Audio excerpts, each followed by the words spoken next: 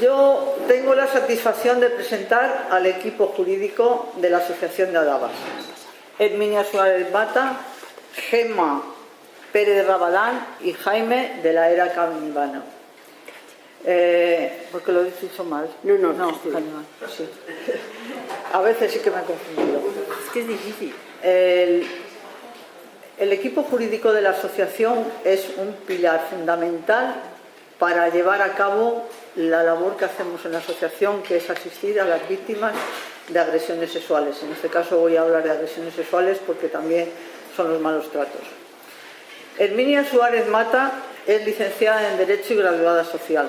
Es la fundadora de Adabas de Castilla y León, juntamente con unas cuantas que salimos de la asociación de Flora Tristán cuando el violador del chándal, que fue cuando vimos la necesidad de que las víctimas tuvieran una asistencia jurídica y psicológica que no tenían. Entonces, unos años, Hermi asesoraba gratuitamente ya a las mujeres que necesitaban asistencia en Flora Tristán, y después fue la abogada que empezó con el violador del chándal y siguió unos años voluntariamente y gratuitamente trabajando para la asociación. Desde 1991 al 1995 es la abogada que empezó con este caso, que fue muy importante para León. En estos años ha llevado multitud de acusaciones particulares de mujeres y de menores víctimas de agresiones sexuales. Y desde entonces, como vuelvo a decir, es un pilar fundamental y ha sido en el asesoramiento de materia jurídica de las leyes que van saliendo, porque la interpretación de ellas es importantísimo para saber cómo evolucionaba, como nos ha puesto esta mañana la ponente, cómo han ido evolucionando las cosas en materia legal. Y es la coordinadora del equipo de profesionales que forma la asociación.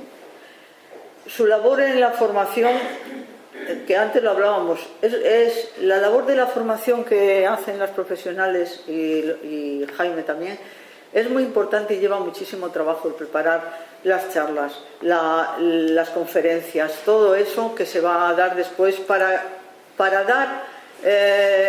que todo el mundo sepa lo que ellos saben y lo que ellas saben. Es formar en violencia sexual, y han estado en sindicatos, en la universidad, en el SACIL, formando al personal de atención primaria y en algunos casos de especializada, a los cuerpos y fuerzas de seguridad del Estado. Al principio fuimos la asociación que empezamos a hablarles de lo que eran las agresiones sexuales, porque ahora ya tienen interiorizado y tienen formación particular, pero fuimos las primeras que lo hacíamos aquí. Para la Concejalía de la Juventud en el Ayuntamiento de León, para que sepan lo que son las agresiones sexuales. Y en todos los foros y asociaciones donde era requerida, ahí iba Hermi a formar a la gente en lo que estábamos nosotras también empezando a formarnos.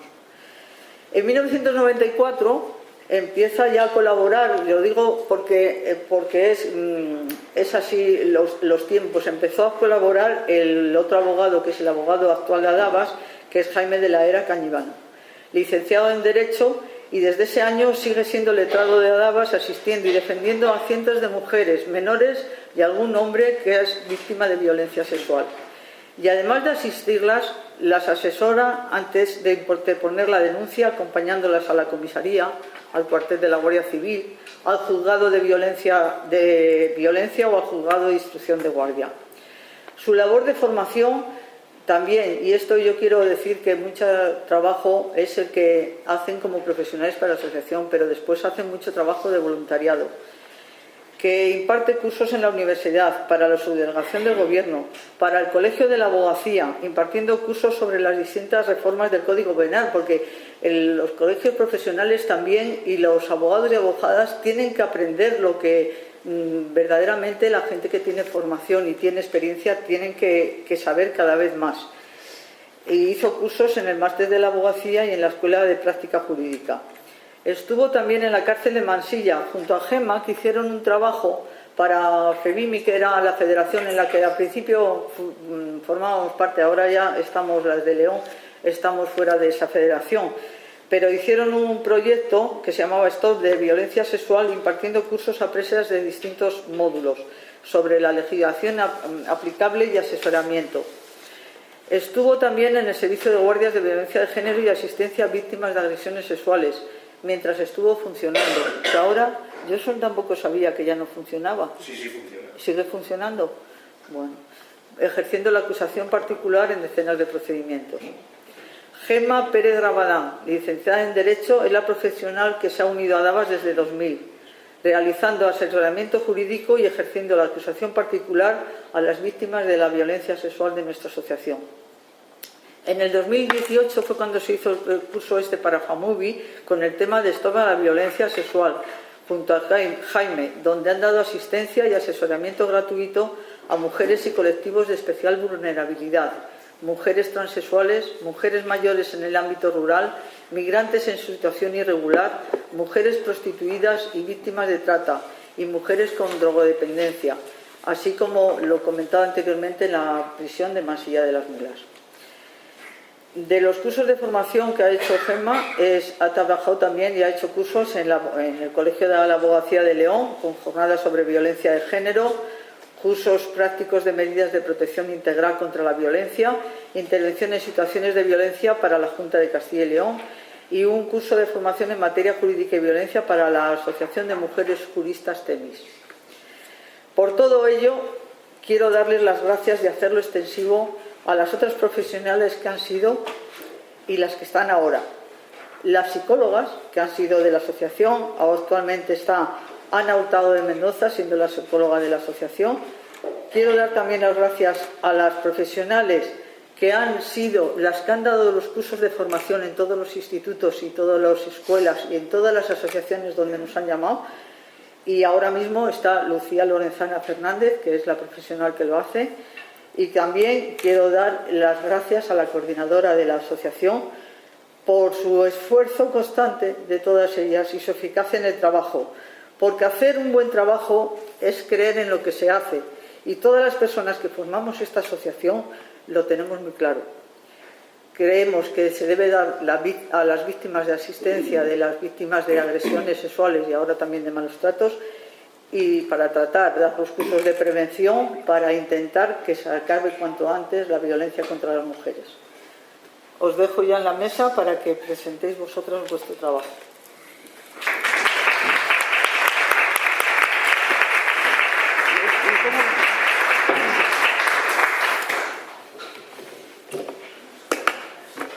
Bueno, pues después de esta presentación tan cariñosa de Carmen, que le agradecemos por supuesto, y tomamos la palabra para agradecerlo no solo a nuestra, sino a la de las otras profesionales que deambulan por aquí. Muchas gracias. Bueno, pues vamos a seguir con el derecho, que diréis, pues vaya aburrimiento. Bueno, pues Jessica, lo siento, ya sé yo que este tema no es un tema atractivo, pero bueno, vamos a intentar hacerlo. Yo suelo hacer las cosas muy básicas, porque pienso que las personas que estáis aquí sois de todas las profesiones y no de derecho, con lo cual, lógicamente, hay que tratar de que se nos entienda. Entonces vamos a intentarlo, ¿vale? Bueno, pues a nosotros nos parece que para saber dónde estamos y dónde queremos ir, es importante recordar de dónde venimos. Por eso pensamos que es necesaria una breve referencia histórica. Voy a decir algo que algunas cosas ya dijo Irene por la mañana, porque claro, el derecho es el derecho y al final nos solapamos aunque no queramos. Pero bueno, en fin, voy a hacerlo así más sistemático. Las mujeres hemos estado durante largo tiempo violentamente excluidas del saber. La Inquisición quemó a las mujeres sabias en la hoguera. La Ilustración cortó la cabeza a Olimpia de Gus, quien había reclamado derechos para las mujeres y las ciudadanas y se pronunció contra la esclavitud. Las feministas, sobre nosotras, sigue planeando una especie de terrorismo machista, tanto simbólico como real. Así se construyó y se construye el imaginario cultural que culpa a las mujeres de todos los males, incluida la propia victimización, y especialmente su victimización a manos de dioses, héroes y hombres. Solo hay que mirar las leyendas de Medusa, de Lilith, de Eva, de Pandora o de las hijas de Lot, y añadamos los potentes prejuicios y las falsas creencias tremendas y reveladoras que forman parte del imaginario colectivo y que alimentan hoy en día y cada día el mito de la perversidad de las mujeres y el mito como oposición del buen padre de familia que atraviesa todo el derecho, todos los códigos. El derecho es androcéntrico, como todos los saberes, y ese androcentrismo permanece en sus cimientos. No es una ciencia neutral y objetiva, con contenido imparcial, sino que está impregnado de estereotipos y de sexismo.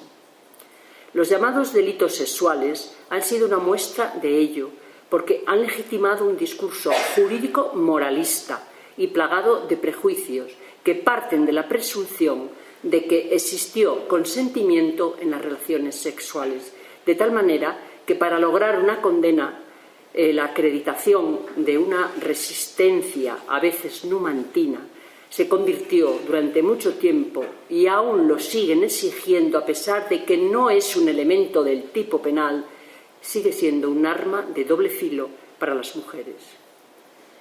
¿Qué es el Código Penal? Voy a empezar por el principio. El Código Penal es un conjunto de normas que establecen lo que la ciudadanía no puede hacer. Es, digamos, que la Constitución en negativo. Reúne todo lo que hay legislado sobre los delitos.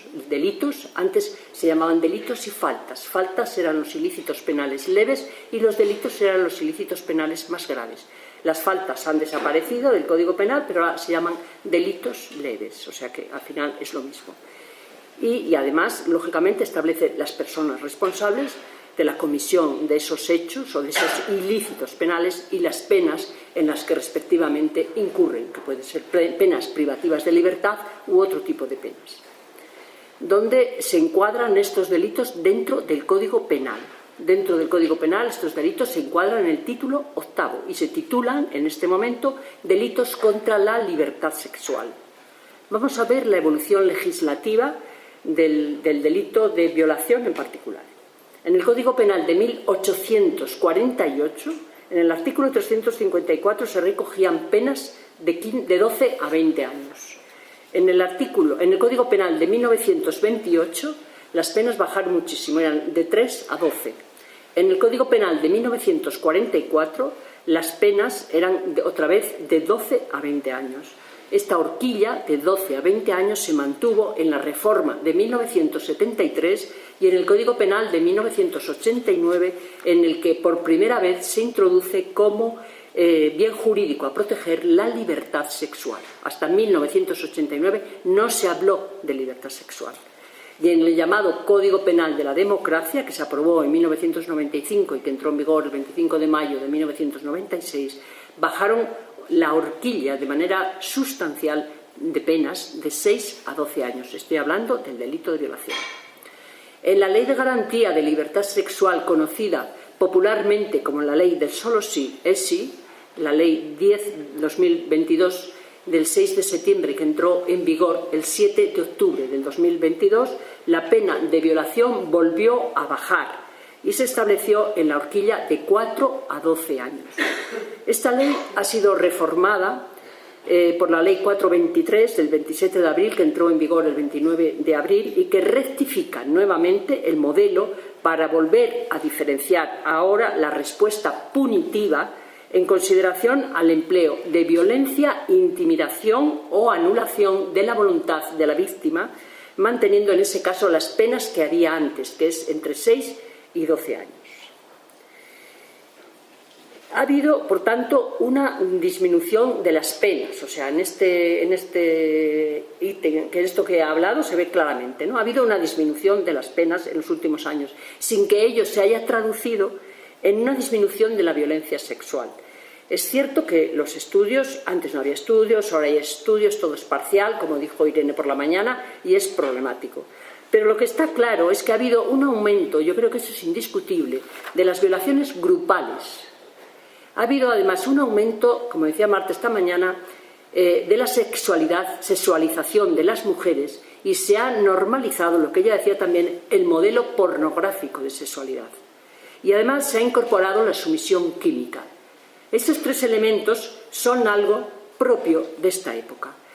y la sumisión química, que es una estrategia criminal, hasta el punto de que en esto de la sumisión química, hasta el 10% de los jóvenes, en un estudio que hizo Oxfam en el año 2021, dice que ese 10% dicen que una chica ebria ya sabe a lo que se expone, a que la violen. Por lo tanto, ya sabes lo que iba a pasar. Por lo tanto, el marco conceptual que crea la referencia a la fuerza, a la intimidación o al prevalerse de una situación de superioridad que se introduce en el año 1848 para demostrar la honestidad de las mujeres, que era el bien jurídico que se protegía, afortunadamente lo hemos superado. El propio título decía, ahora dice, delitos contra la libertad sexual. Antes de 1989 se llamaban delitos contra la honestidad. Y efectivamente lo que el título lo que hace es poner en evidencia el bien jurídico que se protege. ¿Qué se protegía? Pues la honestidad de las mujeres. ¿No creéis que honestidad se protegía, por ejemplo, que un funcionario malversador, que es una persona deshonesta? No, era la honestidad de las mujeres. Entendiendo por honestidad, pues ya sabéis, sinónimo de decencia, de recato, pudor, epígrafe caduco de imprecisión conceptual que fue combatido por los sectores más progresistas de la sociedad y fundamentalmente por el movimiento feminista. La honestidad como bien jurídico protegido evidentemente trascendía a la mujer agredida y se trasladaba a la familia, al marido, al padre, si estaba soltera, que veía como la imagen de su hija se veía devaluada por la violación, especialmente en el mercado matrimonial, con todas las consecuencias que eso conllevaba para la dote, la cual evidentemente se reducía de manera significativa si la mujer llegaba a casarse. Bajo esa idea de que se trataba de proteger la honra de la mujer y por ello uno de los objetivos de actuación médico-forense, fijaros, según Miguel Lorente, era comprobar si la mujer había perdido la virginidad por medio del examen del himen, cosa que siguen haciendo ahora, Ahora seguimos diciendo si somos vírgenes o no. Yo, cuando oigo a las jóvenes, si era virgen, si no era virgen, dije, pero esto ¿cuándo lo superamos? Es que toda la vida hablando de la virginidad, ¿pero esto qué es? Yo no entiendo nada, de verdad. Pues seguimos con la virginidad. O sea, y el examen del himen, ¿verdad, hijos? El examen del himen. Pues es que el examen del himen sigue siendo objeto de análisis por parte de la medicina forense. Entonces, lo que se trataba eso de analizar, a ver si había quedado embarazada o no. Y el embarazo, dice Miguel Lorente, para muchos autores demostraba que la mujer había disfrutado y consentido. Voy a comer un caramelo para que me salga la voz. Por lo tanto, el honor masculino estaba depositado en gran medida en el control de la sexualidad femenina, su honestidad, la absoluta negación de la libertad de las mujeres. Las mujeres no tenían libertad sexual. Para los hombres, las mujeres y las niñas estaban a su disposición, sea mediante pago, mujeres públicas, o sea mediante matrimonio, mujeres privadas. El perdón de la violación estuvo en todo el proceso y hasta que se derogó, daba igual en la fase en la que estuviera el proceso, que surtía el efecto eximente de la responsabilidad criminal y además ese perdón se presumía si eran en el matrimonio o si se casaba con la mujer, se casaba con el violador. O sea, el perdón de la ofendida eximía de responsabilidad al autor de los hechos. Por lo tanto, la mujer era considerada como casta o puta, pero nunca una mujer libre, exceptuando la Constitución, el periodo de Constitución de 1931, que reconoció la igualdad de derechos, pero nada más, esto fue así. A la mujer violentada más le valía callarse de aquellos polvos, estos lodos, siempre que fuera posible, porque de otro modo la vergüenza y el estigma caían sobre ella. ¿Y qué pasa hoy? Pues es que pasa que es que la costumbre es un peso que es muy difícil quitarlo de encima, y estamos socializadas porque se va transmitiendo. Y entonces es que no es inocuo lo que ha pasado. ¿Cuáles eran las modalidades comisivas, es decir, las conductas que no se debían de producir? Veréis, en el epígrafe de delitos contra la honestidad. Había lo que se llamaba violación, que era la penetración vaginal, penetración del pene en la vagina. Y abusos deshonestos, que era el resto de conductas que atentaban contra las zonas, que afectaban al individuo que cogía a una mujer y le hacía tocamientos en zonas erógenas, o le introducía objetos o le introducía miembros corporales, bien por vía vaginal, por vía anal o por vía bucal. Eso era lo que se llamaba entonces abusos deshonestos, y la pena era mucho menor. El término violación en aquellos tiempos se concretaba, antes de 1989 hasta entonces, se concretaba en el término yacer, y decía: cometía violación quien yacía con mujer. El sujeto activo era siempre un hombre, porque no estaba contemplado que las mujeres fuéramos sujetos activos de nada, y de esto, fíjate, y el sujeto pasivo, lógicamente, era una mujer. ¿Cómo se interpretaba en los diccionarios el verbo yacer? Pues se interpretaba como acostarse con una persona. ¿Cómo lo interpretaba la ley y la jurisprudencia? La jurisprudencia es la doctrina que establece el Tribunal Supremo después de un conjunto de sentencias en el mismo sentido. Pues la ley y la jurisprudencia interpretaban la violación como coito vaginal. No consideraban las penetraciones, por ejemplo, anal o bucal, como violación. Solamente las penetraciones por vía vaginal.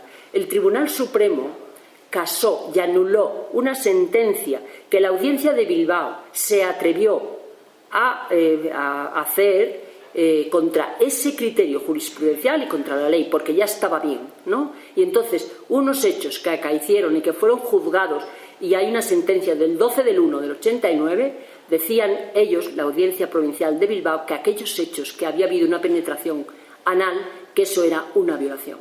Pero el Tribunal Supremo, lógicamente, no aceptó eso, porque el derecho penal es un derecho de mínimos y tienen que estar las conductas perfectamente establecidas y reguladas, porque si no, no se puede aplicar el derecho penal por analogía. El derecho civil se puede, pero el derecho penal no. O está regulada la conducta o no hay delito. Entonces, pero fue muy importante esa sentencia. Y eso dio lugar a ese litigio, fue muy importante. Hay litigios que son estratégicos. ¿Y por qué son estratégicos? Pues porque son capaces de cambiar la legislación que hay. Entonces, eso dio lugar, fijaros, esto ocurrió el 12 del 1 del 89 y el 21 del 6 del 89 ya se dictó una ley nueva, donde se modificaba el sentido de la violencia sexual, y por primera vez su protección se establecía en la libertad de las mujeres y de los hombres, porque entonces ya entraban los hombres. Cuando hablamos de libertad, entonces ya entran los hombres, hasta entonces no. El bien jurídico protegido, por lo tanto, y tutelado penalmente, ya no es la honestidad, sino la libertad, que es un valor preeminente de acuerdo con la Constitución española, y específicamente la libertad sexual, entendida como derecho de la persona a no ser involucrada en un contexto sexual sin su consentimiento. Derecho, en definitiva, a disponer del propio cuerpo, a la autodeterminación sexual, a rechazar la intromisión de terceros. Es decir, que nadie pueda imponer una relación sexual sin la voluntad de la persona, de las dos personas o de las que estén en la relación. Pero esto de la libertad sexual solo se hace de manera teórica. Pues, como decía antes, tarda tanto en impregnarnos, tardamos tanto en impregnarlos, o sea, venimos tan impregnadas del pasado que es que cuesta adaptarse. Pues toda la consideración y valoración se realizaba otra vez sobre la conducta, no sobre el consentimiento, sobre la conducta y la forma de actuar contra la libertad sexual. lógicamente, el consentimiento que emana de esa conducta. O sea, si yo te estoy forzando y te estoy pegando, lógicamente, está claro que yo no estoy consintiendo Gemma no está consintiendo esa relación, pero lo más importante para el Código Penal es la conducta. A partir de 1989 ya se abrió. Las violaciones ya no solamente eran la violación vaginal, sino la violación anal y la violación bucal. O sea, que los tres accesos pasaron a ser delito. No obstante, el resto porque siempre la estructura es penetraciones y tocamientos. Yo lo llamo tocamientos. O sea, penetraciones y resto de conductas que fundamentalmente consisten en tocamientos. Las penetraciones siempre están penalizadas más graves que los tocamientos. Entonces, se mantuvo la pena de 12 a 20 años para la violación vaginal, anal o bucal, y lo que antes se llamaban abusos deshonestos pasaron a llamarse, en ese código, se pasaron a llamar agresiones sexuales, y la pena era de 6 meses y 1 día a 6 años. Bueno, ese código, o sea, esa norma estuvo en vigor hasta que se aprobó el llamado Código de la Democracia. El Código de la Democracia se aprobó en el año 1995 y entró en vigor el 25 de mayo de 1996. En este código también hay alteraciones importantes. Creo que hay un cambio de paradigma. Desaparece el término violación, lo cual no quiere decir que no se utilice el contenido de esa expresión. Hubo críticas, y críticas feministas, porque nos había costado muchísimo trabajo que la palabra violación se identificara con un delito penal grave. Entonces nos parecía que eliminar el concepto pues iba a redundar en que teníamos que adaptarnos a otros conceptos y por lo tanto la violación pues no se iba a utilizar, con lo cual la gravedad que conllevaba, que ya había entrado en el imaginario colectivo que tanto tarda, pues nos parecía que no procedía. Y sí, lo criticamos y en el 99 lo cambiaron y pusieron otra vez la palabra violación cuando había penetración vaginal, anal o bucal. Y en este caso, por primera vez, se cambia la estructura. Como os digo, ya no se habla de violación, las violaciones pasan a llamarse agresiones, lo que antes llamaban agresiones sexuales, que son los tocamientos, pasaron a llamarse abusos, y además se estableció por primera vez el acoso sexual. El acoso sexual se consideró que era una concesión al feminismo, porque durante muchos años decíamos que no estaba regulado el acoso sexual. Entonces, por primera vez aparece en ese Código Penal. Antes de ese Código Penal de 1995, que ya os digo que le llaman el Código de la Democracia, la gravedad de los delitos, como os decía antes, estaban relacionados con el grado de involucración directa de los órganos genitales. Por eso la violación se castigaba más que los tocamientos, ¿no? Eso se ponía en primer plano, digamos que la clase de comportamiento sexual. Y a partir del nuevo código, en el nuevo código se dice que se abandona la trasnochada concepción de que la gravedad de los delitos sexuales y las penas correspondientes ya no se gradúan solo en virtud de la mayor o menor genitalidad del comportamiento, sino en función de los medios utilizados para contravenir la voluntad de la persona a la que se agrede. Es decir, la forma de actuar. Si yo utilizo violencia o utilizo intimidación, lógicamente tiene una pena mayor porque estoy forzando la voluntad de la víctima con unos medios comisivos agresivos. Por lo tanto, en virtud de ese código, para que exista un delito contra la libertad sexual es necesario, en todos los casos, ya sea agresión sexual o abuso, ausencia de consentimiento de la víctima. Ausencia de consentimiento. Pero además, para que haya agresión sexual, además de la ausencia de consentimiento, es necesario que haya violencia o intimidación, o una violencia o intimidación. Y el abuso, el consentimiento, no solamente es la ausencia de consentimiento, sino también que puede ser prevalerse de una situación de superioridad para abusar de una persona, o sea, un consentimiento viciado o un consentimiento de engaño. Eso estaba para los abusos. Todo lo relacionado con el consentimiento estaba tipificado como abuso y todo lo relacionado con las penetraciones estaba tipificado como agresión sexual. En virtud de este código ya se introduce la introducción de objetos por vía anal o vaginal, se equipara a la introducción del pene por las mismas vías. No, el pene además también por la boca, ¿vale?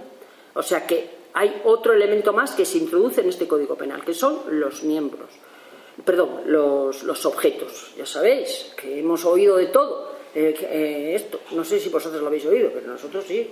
O sea, cualquier objeto que sea, en fin, ya sabéis. Bueno, es así a grandes esos. Luego vamos a ver cuál ha sido la evolución legislativa después de este código que ha estado en vigor, que sigue en vigor. Bueno, ha estado en vigor respecto de este tema hasta que entró la ley del solo sí es sí, de la que hablamos después. Bueno, en este código se introdujo en el año 99 una ley donde nos habla de ya no son solo delitos contra la libertad sexual, como decía el código de 95, sino que a partir de 1999 se llaman también delitos contra la libertad sexual y contra la indemnidad sexual.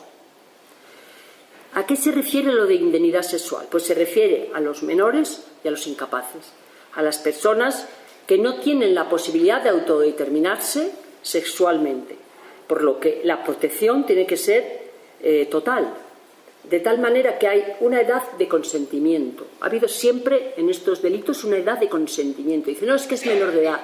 No, la edad de consentimiento, debajo de la cual cualquier delito que se comete contra un menor es delito porque no tiene capacidad para consentir, estuvo en los 12 años hasta la ley de 1999. O sea, si un adulto tiene una relación sexual con una criatura menor de 12 años hasta 1999, incurría automáticamente en un delito independientemente del consentimiento o no consentimiento de esa criatura. Desde 1900, en esa ley del 99, la edad pasa de 12 a 13 años. Por lo tanto, la edad de consentimiento, todo lo que sea menor de 13 años, delito. También en esta ley se establece algo muy importante y es la prescripción de los delitos de los menores de edad. Hasta entonces, los delitos prescriben. Ya sabéis, tienen un periodo y pasado ese periodo, si han prescrito, luego no se pueden perseguir. Bueno, pues hasta entonces, los delitos que se cometían contra los menores, si por ejemplo llegaban a la mayoría de edad y ya había pasado mucho tiempo porque los hechos habían ocurrido cuando tenían 10 años, 11 o 12, pues ya habían prescrito y no podían iniciar ningún procedimiento judicial porque estaban prescritos. Entonces, a partir de esta ley se establece que la prescripción se establece a partir de la mayoría de edad de las criaturas. O sea, hasta que no cumplan la mayoría de edad, es decir, los 18 años, no empieza a correr la prescripción. En este momento, la prescripción se establece por la ley de la adolescencia y es a partir de los 30 y no sé cuántos años. O sea, ha variado muchísimo, porque esto también parecía insuficiente, dado que las personas cuando en la infancia sufren pues delitos de esta índole, pues la verdad les cuesta mucho verbalizarlos y por eso hay que darles tiempo, ¿no? Entonces, bueno, esto se ha modificado otra vez, pero no en esta ley, sino en la ley de la infancia y la adolescencia. Y también se modificó el acoso, que hasta entonces era una legislación uniforme, y a partir de entonces pasaron a determinar el acoso de chantaje, que es el que te hace un jefe, por ejemplo, del acoso que te puede hacer un compañero o una compañera, y lógicamente se distinguían en la pena. Luego apareció la ley del 2003, y en esa ley, en el 2003, se introduce también por primera vez, equivalente a la violación, la introducción de miembros corporales, es decir, la introducción de dedos o la introducción de lengua en la vagina o en el ano también pasa a considerarse como todas las demás penetraciones, y ahora estamos en esas. O sea, que entonces es violación la introducción del pene en la vagina, en el ano o en la boca, la introducción de objetos en el ano o en la vagina y la introducción de miembros corporales en el ano o en la vagina. Esto costó mucho, se seguía considerando como tocamientos, y la verdad es que luchamos mucho. O sea, no creáis que estos avances, estas cosas que os estoy diciendo, no creáis que nos las regalaron. Ya sabéis, a las mujeres nunca nos han regalado nada, y hemos tenido que estar luchando desde el movimiento feminista porque se avanzara en estas normas. Ya en el 2010 se estableció la libertad vigilada, que se pone para cuando salen de la cárcel, para que tengan un tiempo de libertad vigilada. Y luego en el año 2015 se produjo también una modificación importante, porque a partir de entonces la edad de consentimiento ya pasa a ser de 16 años. 12 años, recordad, luego 13 años, y ahora ya a partir porque hay una directiva europea que así lo establecía, a partir de la Ley Orgánica 1/2015 pasa a considerarse la edad de consentimiento en 16 años, que es la que permanece en la actualidad. Ya antes, pero especialmente desde entonces, los delitos sexuales, la estructura está los mayores de 16 años, los menores de 16 años. O sea, la estructura es la misma, agresiones, ahora ya todo agresiones, antes agresiones, abusos, pero penas diferentes, dependiendo si se tienen más de 16 o menos. Y los menores de 16 años se considera que no pueden prestar su consentimiento, por eso de la indemnidad sexual a la que me referí antes, aunque ahora ha desaparecido, la indemnidad. Bueno, pero vamos paso a paso. Entonces, bueno, pues con esto, ¿dónde llegamos? Pues en estas llegamos al litigio de el litigio de la manada. El litigio de la manada es otro litigio estratégico, igual que el que os comenté antes, de 1989, de la audiencia de Bilbao. ¿Y por qué es otro litigio? Porque produce un impacto social, como consecuencia del cual se puso la Comisión de Codificación, que me acuerdo, se puso a elaborar un nuevo anteproyecto de ley. Estoy echando demasiado tiempo, ¿verdad? Sí. Bueno, entonces, yo creo que fue bastante elocuente aquello. Y recuerdo además que la Comisión de Codificación estaba integrada solo por hombres, y también hubo allí sus más y sus menos. Bueno, a partir de eso fue cuando se elaboró la Ley Integral de Garantía de Libertad Sexual, que es la ley que conocemos todas y todos, porque es la que, como popularmente se conoce, la ley del solo sí es sí. Aquí hay otra vez un cambio de paradigma. El bien jurídico protegido y tutelado vuelve a decir que es la libertad sexual, no la indemnidad sexual. No me digáis por qué. Bueno, yo tengo una teoría, pero es personal y no sé si decirla. Pues mira, mi teoría es la siguiente: es que quien ha elaborado esta ley es el Ministerio de Igualdad de manera preferente, ¿no? Y quien ha elaborado una ley que está en vigor y que se llama la ley trans, también la ha elaborado este Ministerio de Igualdad. Y como la ley trans, a partir de los 12 años, los menores ya pueden tomar decisiones, mucho me temo que esa sea la razón subyacente, pero es una opinión personal. Por lo tanto, no la toméis como una opinión, porque no lo he leído en ningún lado, ni nada, O sea, es mía. Eso, como decías tú antes, no es opinión, es eso, ¿no? Es una opinión mía, no sé, pero me llama mucho la atención, y al Consejo General del Poder Judicial, cuando hice el informe, porque el Consejo General es un órgano consultivo al que hay que consultar las leyes, lo advirtió y decía que no entendía por qué pasaron. Y nadie ha dicho nada, pero ahora se vuelven a llamar solo delitos contra la libertad sexual, aunque se sigue estableciendo esa estructura de menores de 16 con todos los derechos como antes y de mayores de 16. Pero ha desaparecido. Es llamativo, pero esto es lo que hay. Bueno, no voy a decir eso. A ver, ¿cuál es el contenido, así por encima, luego si Gemma, de esta ley objeto de polémica? La Ley Orgánica 10/2022 de Garantía Integral de Libertad Sexual es una ley integral, extensa y compleja. responde tanto a obligaciones internacionales como a la demanda social formulada especialmente por el movimiento feminista y desde luego por el movimiento social que se montó cuando la manada, que fue necesario, que hubo que 3 sentencias, y 3 sentencias que la última, que fuera del Tribunal Supremo, que fue una sentencia ejemplar y que con los mismos mimbres, pues nada que ver con aquel de la primera sentencia que decía que había habido jolgorio, como decía Irene esta mañana, había habido jolgorio y mucha juerga, y ponían a la víctima en la misma situación que los individuos. Bueno, yo creí que a partir de entonces, como el Tribunal Supremo ya parece que tenía las cosas claras y hablaba de intimidación ambiental y tal, pues que las cosas iban a cambiar, pero no, ya he visto que los tribunales inferiores no han seguido esa doctrina, O sea que aquí, cuando queremos, ay, no es que es doctrina del Tribunal Supremo, y cuando no, ala, lo que nos dé la gana. Bueno, esta ley concentra la esencia del delito en el consentimiento. Y eso es lo principal. Y lo otro principal es que hace desaparecer los abusos sexuales y ahora todos se llaman agresiones sexuales.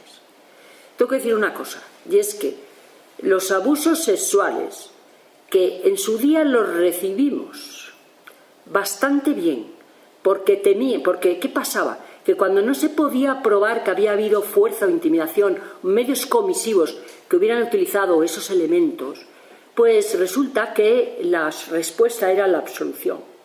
Entonces, cuando se aprobaron los abusos en 1995, pues inicialmente estuvimos de acuerdo, porque pensábamos que efectivamente que iba a resolver ese problema cuando no se podía probar que había habido fuerza o intimidación, que por lo menos pudiéramos probar que había habido falta de consentimiento. Pero ¿cómo lo interpretaron? Porque, como decía Irene esta mañana, oiga, usted ya veremos a ver cómo se va a interpretar ahora el consentimiento. ¿Cómo lo interpretaron? Pues los abusos se convirtieron en el cajón desastre. Y a partir de entonces, todos los hechos cometidos contra menores por parte de sus progenitores, ya sean padres, abuelos, tíos, vecinos, no sé cuál, todo eso se convirtió en abuso. O sea, porque intimidar a un menor es como si la autoridad de un adulto no fuera suficiente para intimidar a un menor. ¿Verdad que para el sentido común es más que suficiente para considerar que ha habido intimidación? Pues no, para los tribunales eso es un abuso sexual y por lo tanto se penalizaba de una manera inferior porque efectivamente no había habido fuerza en intimidación. Entonces era el cajón desastre. Entonces sí, ha estado bien quitar los abusos porque efectivamente ese cajón desastre no era bueno. Pero ahora veremos a ver cómo se aplica. Bueno, esta ley, a ver si perdonar esta voz, porque es que ayer no hablaba. O sea que...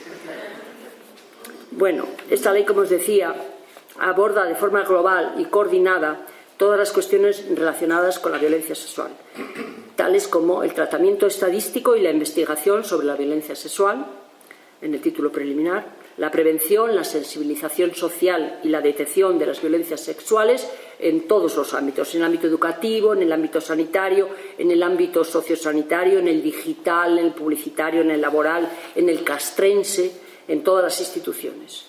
También la formación y la especialización de profesionales que tengan relación con la violencia sexual, la actuación de los cuerpos y las fuerzas de seguridad del Estado, las medidas para la gobernanza de la respuesta institucional del Estado, incluyendo la obligación de articular planes de actuación y de coordinación interinstitucional, establece centros de crisis de 24 horas en cada provincia, teóricamente, y además regula derechos de las víctimas, tanto los relacionados con la tutela judicial como con la reparación del daño y el derecho de asistencia integral en el ámbito social.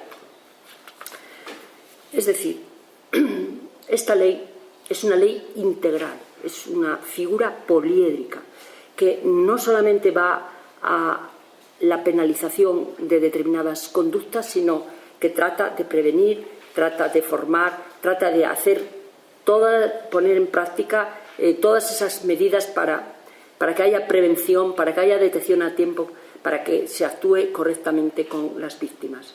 Pero esta ley se parece mucho a la Ley 1/2004 de medidas de protección integral contra la violencia de género, que recuerdo que entró en vigor el 28 de diciembre del 2004 para las medidas sociales y hasta junio del 2005 no entró en vigor la parte penal y la parte penal empezaron a recurrir todos y cada uno de los artículos de la parte penal y solo nos hemos fijado en la parte penal y hubo que hacer ¿cómo se llama? Esto del Estado, el dinero, un pacto de Estado en el año 2015 para que hubiera presupuesto para poder abordar esas medidas que ya estaban establecidas en la ley. Y así todo, pues se establecen como se establecen. Con lo cual, ¿qué me temo yo? Pues que aquí o hay un presupuesto claro y hay un interés en que esto se aplique debidamente, o si no terminaremos solo con lo penal. Así que hay que estar diligentemente atentas para, ya sabéis, estar en la brecha todo el día, no nos lo quita nadie. No solamente habla en esta ley no solamente habla de las agresiones sexuales, también dice que están dentro de las violencias sexuales la mutilación genital femenina, que ya está regulada en el Código Penal, el matrimonio forzado, que también está regulado en el Código Penal, el acoso con connotación sexual y la trata con fines de explotación sexual. No se atrevieron con la prostitución. Hubo una enmienda y la tuvieron que quitar, porque la izquierda esta nueva, pues considera que esto es un trabajo, la prostitución es un trabajo sexual, entonces pues hay que quitarlo y pues si no aprobamos la ley. Entonces lo quitaron, al día siguiente plantearon una proposición de ley que por supuesto no ha avanzado, vino las elecciones y adiós buenas, se acabó.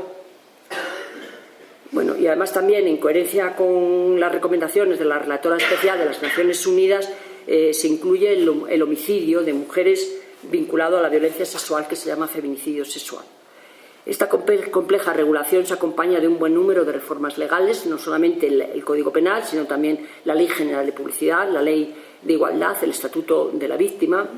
Y, bueno, como decía antes, se suprime ese doble tipo penal, la agresión y el abuso, solo es abuso, y el consentimiento sexual tiene que ser afirmativo, libre y expreso.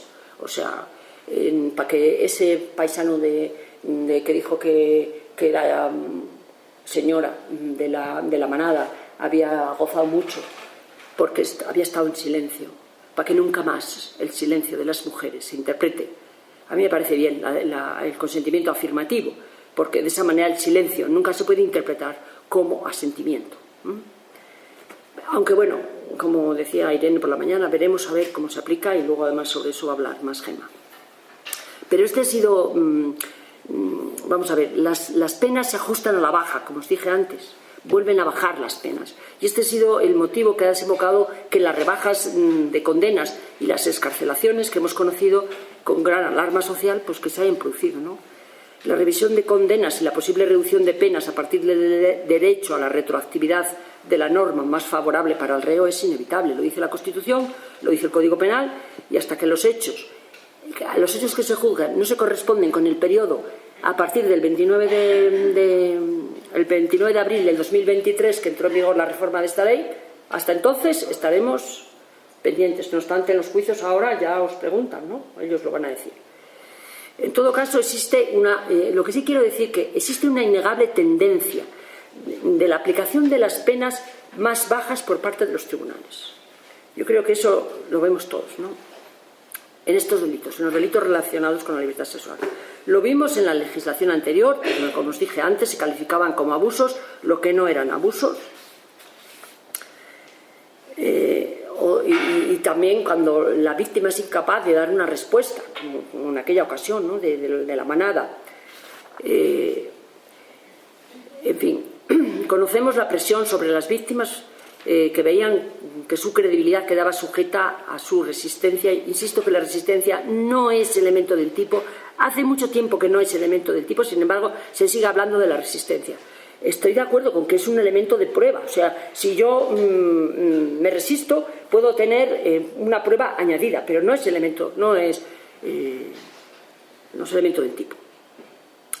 En fin, que toda esta situación de las penas y esta complicidad con esta historia por parte de los jueces pues ha llevado a que muchas veces se haya declarado en los juzgados que la víctima no fue suficientemente clara, que la víctima no cerró bien las piernas, que la niña de 5 años no lloró cuando su tío o abuelo tercero por parte de madre la penetró y cuestiones similares. O sea, tantas veces hemos oído eso y nos hemos escandalizado por ello en los juzgados.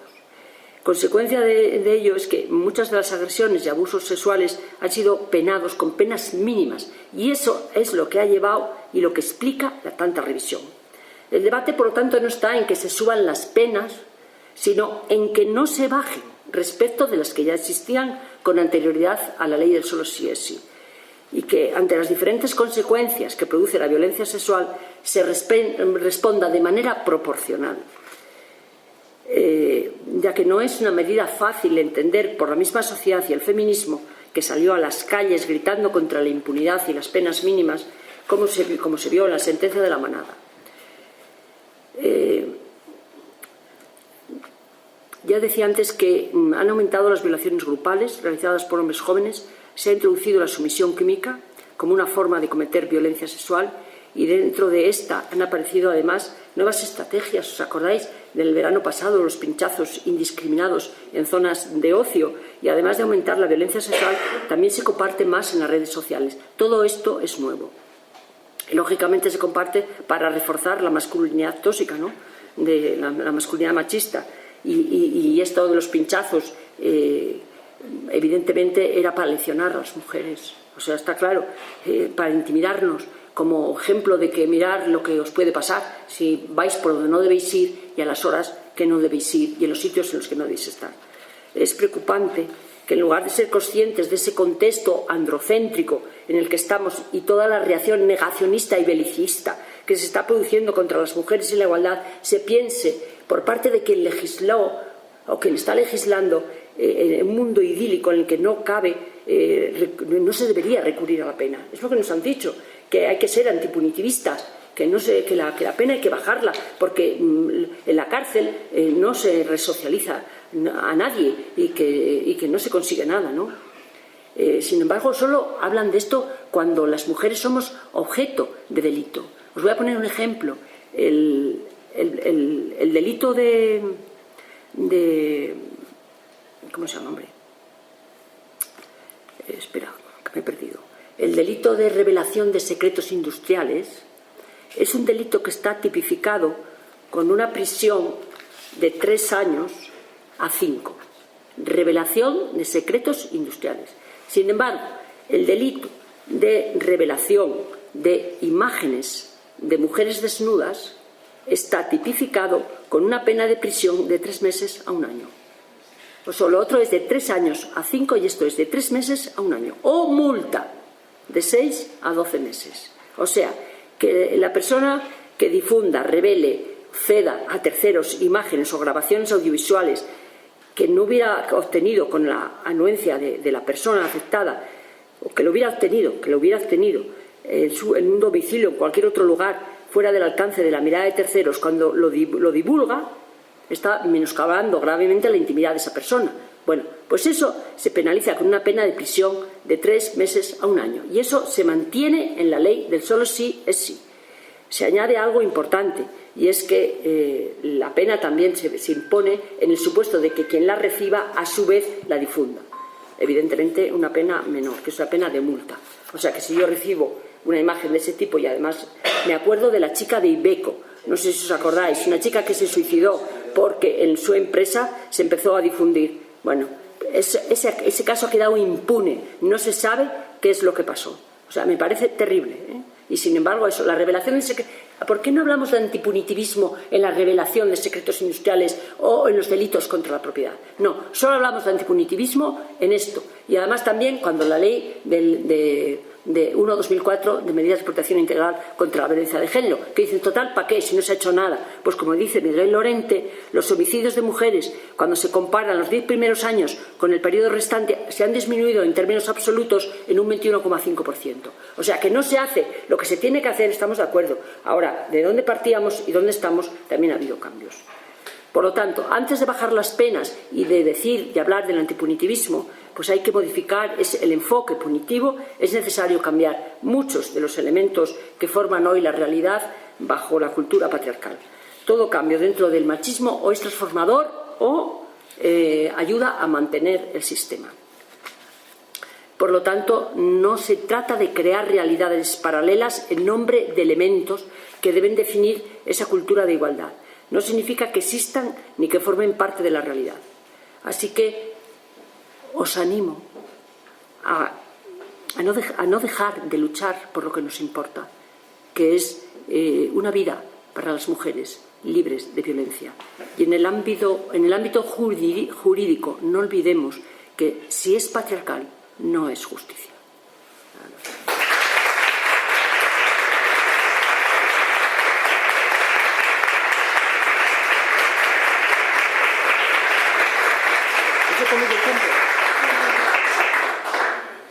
Les he debido de comer mucho tiempo, así que perdón.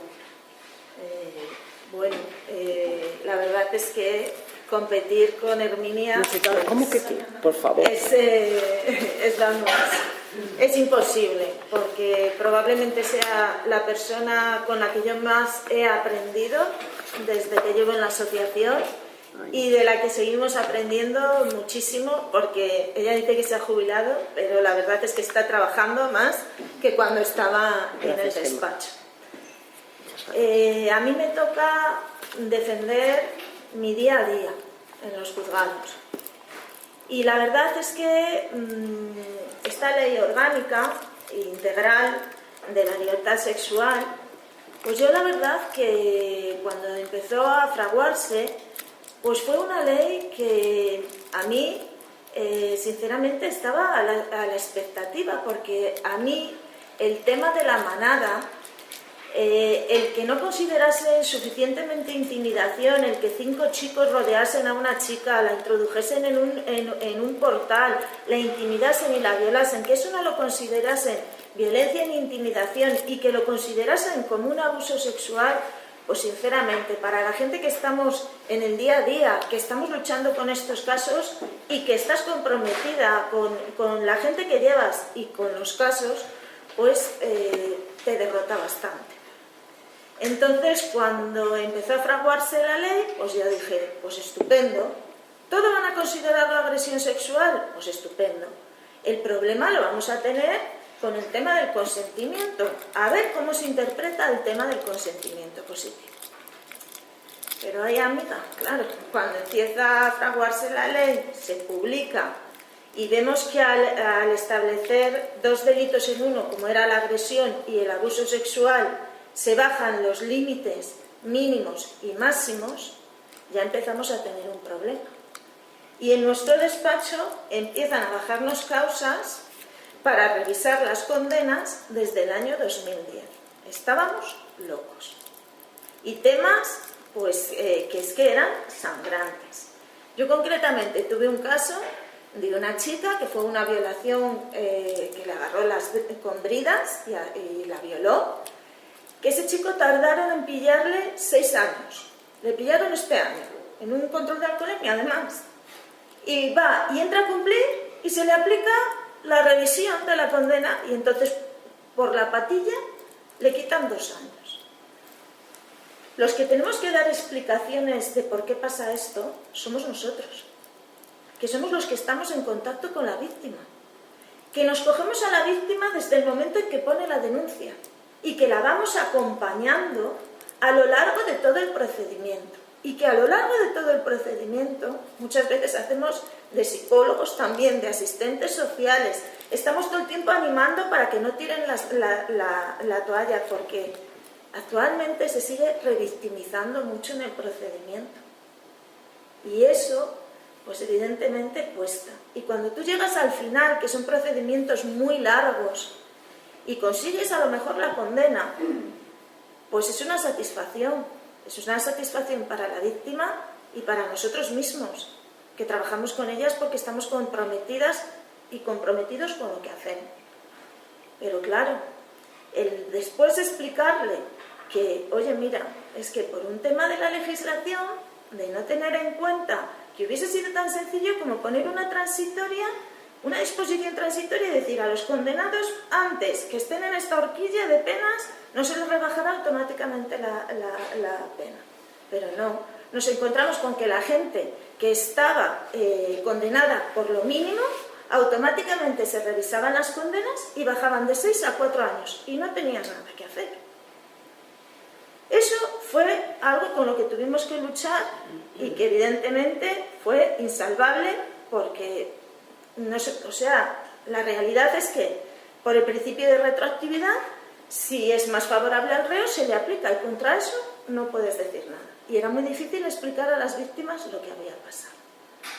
Y luego otro hándicap que tuvimos fue el 178.3 que incluyeron que muchos compañeros que teníamos enfrente se agarraban a ello cuando los hechos fuesen de menor entidad, se le podrá aplicar la prisión en el grado inferior o incluso multa de 18 a 24 meses, atendiendo a las circunstancias del condenado, a las circunstancias personales del condenado. Y decías, pues sí, pero vamos a ver, que gracias a Dios, eso ahora, con la última reforma que han hecho el 26 de abril, pues cuando hay intimidación o fuerza o cuando está bajo la sumisión química, eso no se les aplica.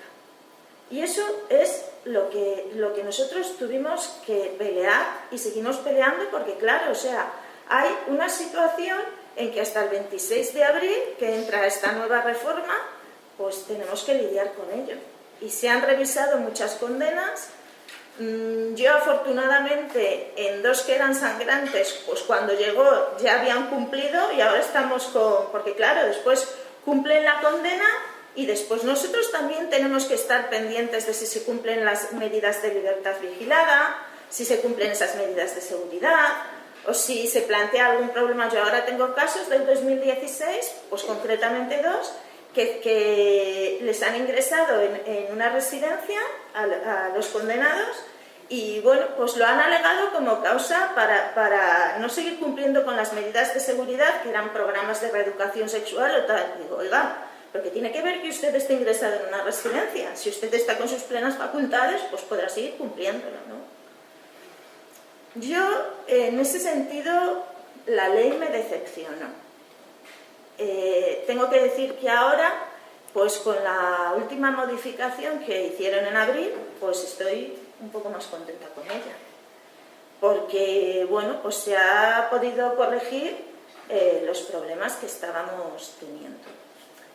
La ley sí que es verdad que se fija en el consentimiento y voy a leer exactamente lo que se entiende por consentimiento.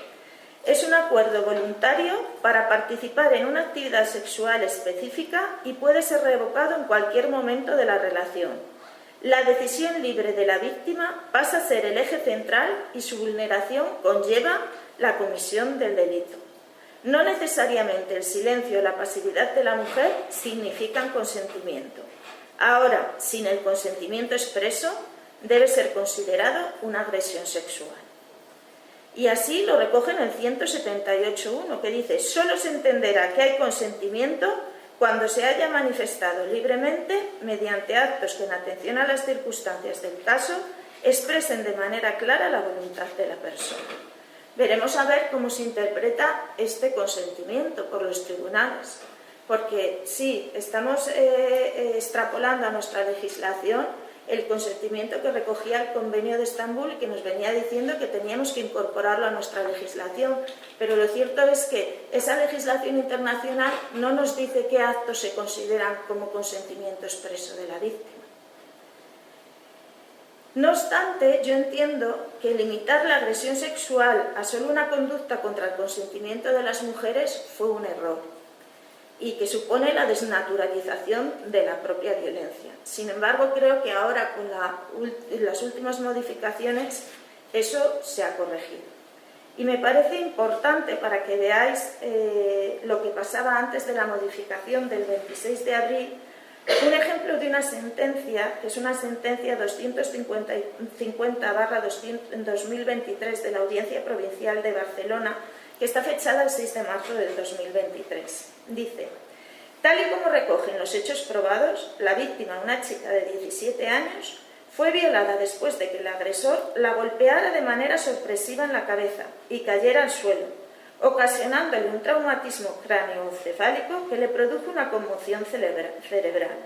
En esas circunstancias la arrastró detrás de unas jardineras y la obligó a realizarle una felación, al no poder desnudarla de cintura para abajo, a pesar de la fuerza utilizada. El tribunal aplica la nueva ley del solo el sí es sí porque resulta más favorable para el reo y le impone la pena de 5 años. Esto es antes de la reforma del 26 de abril. Por un lado, considera la conducta de naturaleza sexual sin el consentimiento de la víctima, es decir, la agresión sexual sin ninguna relación con el grado de violencia y la fuerza física empleada. Y por otro lado, en base al artículo 194 bis, se considera el grado de fuerza y violencia utilizado no como parte de la propia conducta de la naturaleza sexual, sino como un delito de lesiones en conexión con la agresión sexual. ¿Qué pasa? Que al analizar las lesiones que no requirieron ningún tipo de intervención quirúrgica y no fueron graves sino un delito leve, pues se le pone una pena mínima. De manera que un hecho terriblemente violento como es asaltar a una mujer, golpearla, arrastrarla y obligarla a realizar una felación, hechos que originan un importante trauma psíquico por el significado de la conducta, queda como algo menor, caracterizado por la quiebra del consentimiento más un delito de lesiones leves que da lugar a una pena de multa normalmente. Entonces, con la reforma que se hizo en abril, se mantiene la esencia del delito en el consentimiento de las mujeres, que se definía en el 178.1, como os he dicho, que define la agresión sexual y mantiene exactamente la misma redacción. Incorpora una diferente valoración de las consecuencias y del riesgo producido, tal y como se hace en otros delitos, para agravar más los hechos que se produzcan con violencia o intimidación y la privación de sentidos, que no tenía ningún sentido que no se gravasen más agresiones sexuales en las que se emplease fuerza o intimidación o en las que se hallase privada de sentido la víctima, porque estábamos equiparando agresiones sexuales graves con otras más leves, entre comillas, no me gusta identificarlas así, pero es así. No es cierto que al introducir una agravación de los hechos se regrese al Código Penal anterior, que mucha gente dijo, es que vaya chapuza, vuelven otra vez al Código Penal anterior. No, para nada, puesto que el Código Penal anterior no se fijaba en el consentimiento de la víctima, sino se fijaba en la forma de actuar contra la libertad sexual de la mujer. Con el Código Penal de antes, si un agresor llevaba a cabo tocamientos sin el consentimiento de la mujer, no era agresión sexual, era abuso, y la pena era inferior. Ahora sí, lo mismo que si utilizaba sustancias tóxicas para privar de sentido a la mujer, que antes tampoco era agresión sexual, y ahora, que eso para mí es bueno, en la ley del solo sí es sí, se considera ya agresión sexual. Y no solamente se considera agresión sexual al que suministra las sustancias, sino al que se aprovecha también de esa situación en la que se encuentra la víctima. La reforma propuesta permite graduar la pena a tenor de las circunstancias para penar más los hechos más graves. No tiene sentido que el agresor que lleve a cabo los tocamientos abordando a una mujer por detrás y aprovechándose de la sorpresa de la situación reciba la misma pena que aquel otro que lo hace tras pelear con la mujer para realizarle los tocamientos tras golpearla en diferentes ocasiones.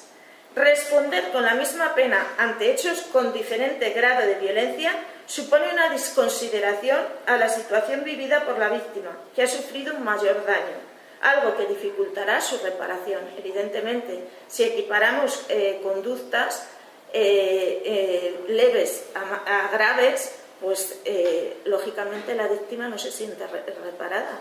Y además, por otro lado, no poner más pena a un agresor sexual que ha utilizado más violencia supone una consideración hacia él que no ocurre en ningún otro delito, donde el resultado agrava las consecuencias jurídicas. La falta de proporcionalidad de la pena respecto a la gravedad de los hechos facilita que se pueda entender que usar la violencia en las agresiones sexuales salía gratis. Si los agresores sexuales buscan un objetivo por medio de una agresión sexual y saben que la pena será la misma, utilicen o no la agresión física o psicológica, muchos agresores no dudarán en aumentar el grado de fuerza para lograr su objetivo, pues dicha violencia no tendría consecuencias jurídicas si se mantiene la actual regulación de la ley del sí es solo sí, que gracias a Dios reculearon y modificaron. No voy a ser crítica absoluta con la ley del solo sí, tiene cosas buenas. Y bueno, pues por ejemplo, regula la sumisión química, que antes era considerada como un abuso, y se pena mucho más. También tenemos en cuenta el acoso leve, que antes no se tenía en cuenta, que se introduce. Las violencias sexuales contra menores en el ámbito digital. A efectos penológicos, pues la pena que se establece aquí, en estas nuevas conductas, pues son agresiones sexuales que oscilan entre 2 y 6 años. Y bueno, tiene en el tema del acoso también, pues antes se establecía que molestase gravemente o incordiase gravemente la vida de la vida cotidiana de la mujer. Y ahora basta con que la moleste, no es necesario acreditar ese gravemente. También pues, introdujo modificaciones para que los delitos hasta los 5 años los pudiesen enjuiciar los juzgados de lo penal, lidiando un poco a las audiencias provinciales. Y en el tema de menores pues aumentaron también las penas, que antes pues eran hasta 5 años y ahora si tienen 13 o 14 años cuando lo cometen es hasta 5 años el internamiento cerrado y libertad vigilada 3 años, y si tienen 16 y 17 años creo recordar que eran 8 años el internamiento y después la libertad vigilada 5 años. Entonces bueno, tampoco quiero ser crítica con la ley tiene cosas buenas y bueno, pues con la última reforma que se hizo, pues la verdad que se ha ajustado a lo que realmente queríamos con lo que buscábamos, ¿no? con esta ley, que era pues evitar situaciones como la de la manada. Y después, bueno, pues también recoge, por ejemplo, delitos en los que responsabiliza también a las personas jurídicas, o sea, a las empresas cuando las cometen los directivos o personas que están bajo la tutela de ellos y que, bueno, pues se refieren al tema del acoso también y al tema de delitos contra la integridad moral de las personas. Incluso quiere que las empresas establezcan protocolos para que la situación sea más segura y se eviten este tipo de situaciones. Y bueno, pues creo que nada más. Muy bien.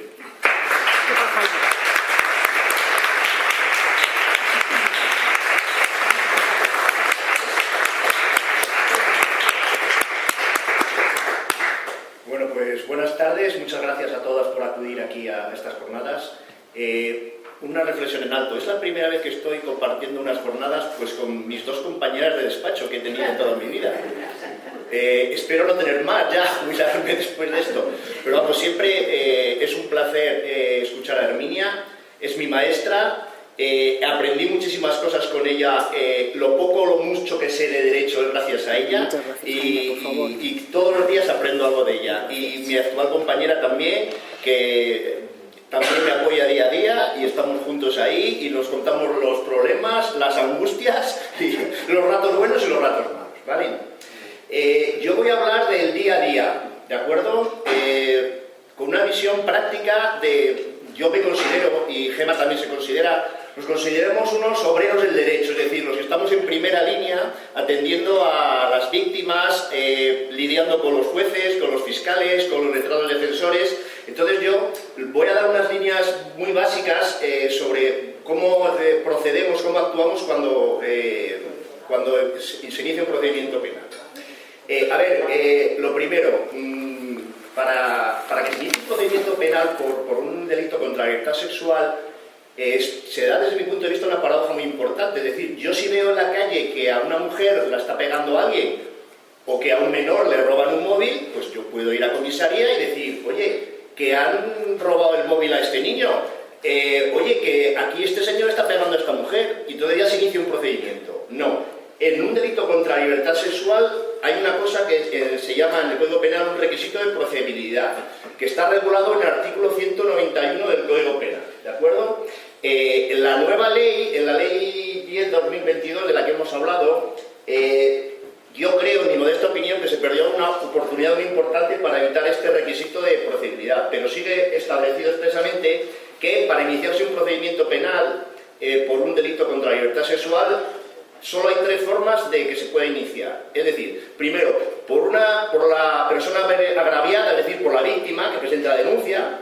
Estamos hablando de un delito contra la libertad sexual, una agresión sexual o un acoso sexual, también puede ser, ¿de acuerdo? Entonces, digo, una denuncia de la persona agraviada, la víctima, la denunciante, de su representante legal. ¿Cuándo pasa esto? Pues lógicamente cuando la víctima es un menor de edad o es una persona con discapacidad o necesidad de especial protección. En estos casos, lógicamente, pues si es un menor de edad tienen que ser sus padres, y si es una persona con discapacidad, pues tiene que ser su tutor o su representante legal también. Y después también se puede iniciar teóricamente por una querella del Ministerio Fiscal. A ver, yo en los 28 años que llevo ejerciendo la profesión de abogado, solo lo he visto una vez. Es decir, ¿cuándo ha iniciado un procedimiento por una querella del fiscal? Pues yo solo conozco un caso que ella ha llevado. Fue un asunto que sucedió en la Universidad de León, que unas alumnas denunciaron, lo pusieron en conocimiento de la universidad, y el rector, los encargados de eso, pues lo comunicaron al Ministerio Fiscal, y fue así que se inició el procedimiento. Pero insisto, en toda mi experiencia profesional, que es larga, nunca, salvo en una ocasión, se ha iniciado el procedimiento por una querella del Ministerio Fiscal. Vamos a ver, yo quiero preguntaros, si hay algún delito contra la libertad sexual, ¿qué voy? ¿A la comisaría? ¿A la Guardia Civil? ¿Al juzgado? ¿Voy al médico? ¿Qué os parece qué es lo procedente que hay que hacer?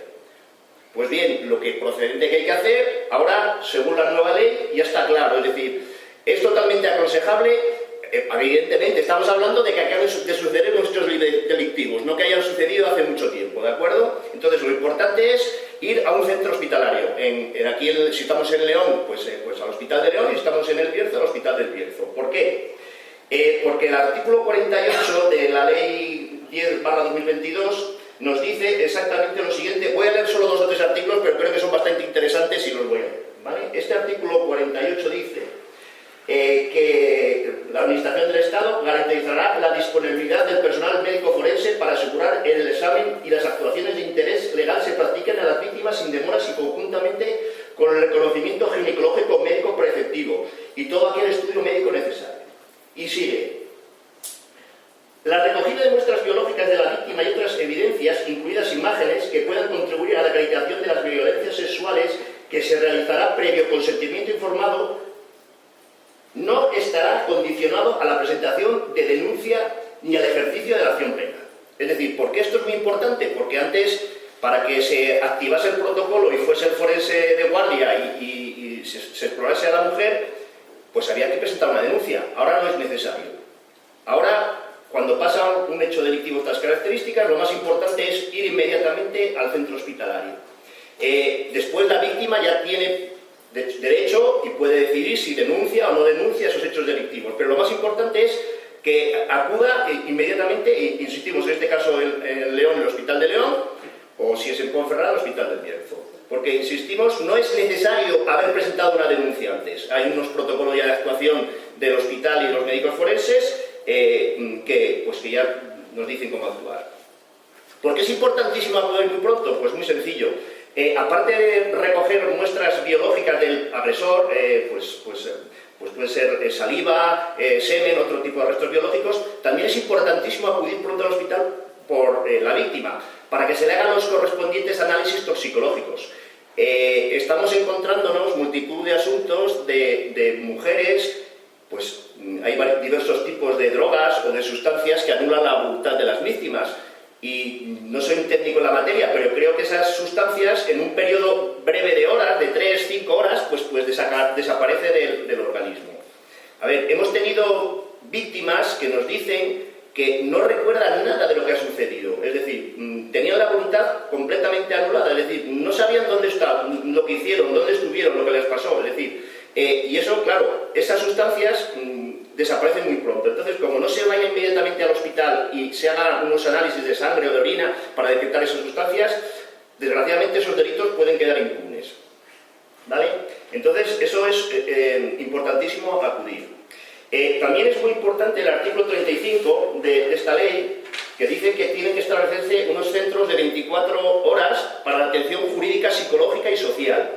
¿De acuerdo? Pero no solo a las víctimas, también a las víctimas, a los familiares y a las personas de su entorno, porque lógicamente esto, evidentemente, la víctima es la persona que más ha sufrido esto, la mujer o el menor o el hombre, pero claro, también los familiares pues necesitarían asistencia psicológica y apoyo jurídico. Una vez que ya se ha ido al hospital y se han recogido las muestras biológicas y tal, hay que interponer la denuncia. ¿Dónde se puede interponer la denuncia? Bueno, la denuncia se puede interponer en muchos sitios. Se puede poner en el juego de guardia, en la comisaría, en la Guardia Civil.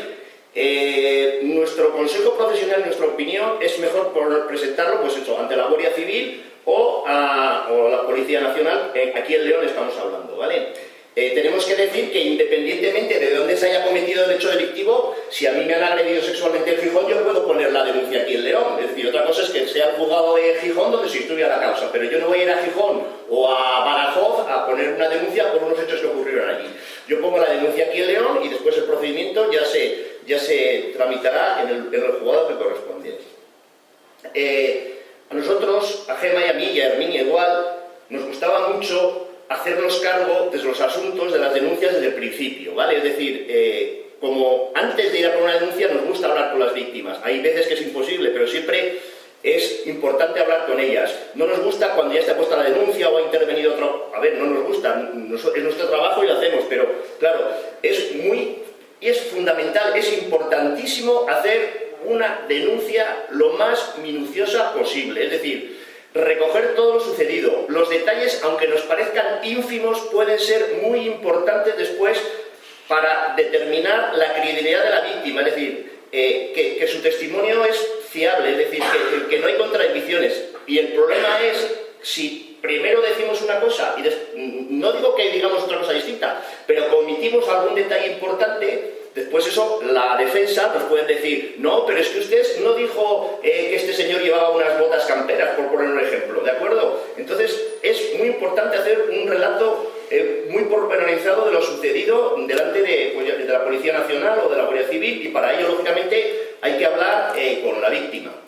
A ver, aparte nosotros vamos con las víctimas, las acompañamos. En todo caso, aquí en Castilla y León hay un servicio de letrados de asistencia a las víctimas de violencia sexual de oficio, que Gemma y yo estamos en él, y está disponible las 24 horas. O sea, pueden llamar al letrado o la letrada que esté de guardia para ir antes allí y hablar con la víctima e interponer la denuncia. Aparte de poner la denuncia, ¿qué es importante aportar con la denuncia? Hombre, pues hay una serie de documentos o de pruebas que sería importante aportar con la denuncia. ¿A qué me refiero? Por ejemplo, pues a un informe médico, si tengo algún tipo de lesión, a un informe psicológico, si he tenido algún tipo de problema psicológico a raíz de los hechos que denuncio. Después también hay otro tipo de pruebas objetivas que son convenientes aportar al procedimiento. Voy a poner algunos ejemplos. Pues una captura de pantalla de una red social donde el agresor hace gala de que ha cometido un hecho delictivo. No es un supuesto teórico, es un supuesto que hemos visto en el día a día.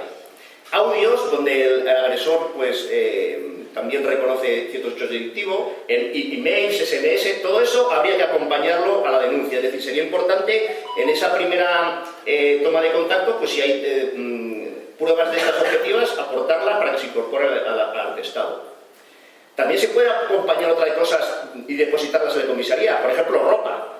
Es decir, a mí me agreden y me desgarra, aparte de que pueda tener restos biológicos de algún tipo que acrediten que he sido agredido el denunciado, hombre, pues si yo presento una camiseta que la tengo arrancada, rasgada o tal, pues eso también es importante, ¿no? Entonces eso también se puede aportar ahí a la policía para que con la correspondiente nota de custodia, pues eso es un dato que corrobora pues lo que tú estás denunciando. Bien, ya hemos puesto la denuncia, ¿de acuerdo? Ahora hay que ir al juzgado. La asociación, nosotros nos personamos en el juzgado no como ADABA, sino como acusación particular. Es decir, nosotros representamos a Juana, a María, a quien sea, pero como acusación particular. Y para personarnos como acusación particular, me imagino que lo sepáis todo, pero os lo recuerdo por si no lo sabéis, hay que personarse con una procuradora, que es la que representa a la víctima del juzgado, y nosotros, Gemma y yo, somos los que llevamos la dirección letrada, es decir, la dirección técnica. También es muy importante acudir al juzgado desde el primer momento, para asistir a todas las pruebas que se puedan practicar allí, desde el primer momento. ¿Cuáles son las pruebas que se practican así en el primer momento en el juzgado? Pues, a ver, la declaración de la víctima, por supuesto. Después, el investigado, el denunciado, pues también es muy importante participar en su declaración. Muchas veces se niegan a responder a las preguntas de la acusación particular, que somos nosotros, porque lógicamente no les gusta las preguntas que les vamos a hacer. Están en su derecho constitucional y, por supuesto, pueden hacerlo perfectamente. ¿Qué más pruebas se practican así, al principio, en la fase embrionaria de la instrucción? Pues también la declaración de los testigos. Y también, por ejemplo, ruedas de reconocimiento, es decir, hay veces que hay una serie de sospechosos que haber cometido un hecho delictivo y se practica una rueda de reconocimiento para ver si la víctima reconoce entre todas las personas que están ahí, entre los sujetos, el supuesto agresor. Yo he visto, por ejemplo, una joven pues que al ver allí al agresor en la rueda de reconocimiento, al verle así, vamos, ella no la ve, ya sabéis que hay un cristal y se ve... Nosotros vemos a los que están en la rueda, pero ellos no nos ven a nosotros. Si no llegamos a estar la jueza y yo, pues esta chica, pobre chica, se cae al suelo porque le dio tanta impresión que le temblaban las piernas. Insisto, si no la llegamos a agarrar entre la jueza y yo, se cae.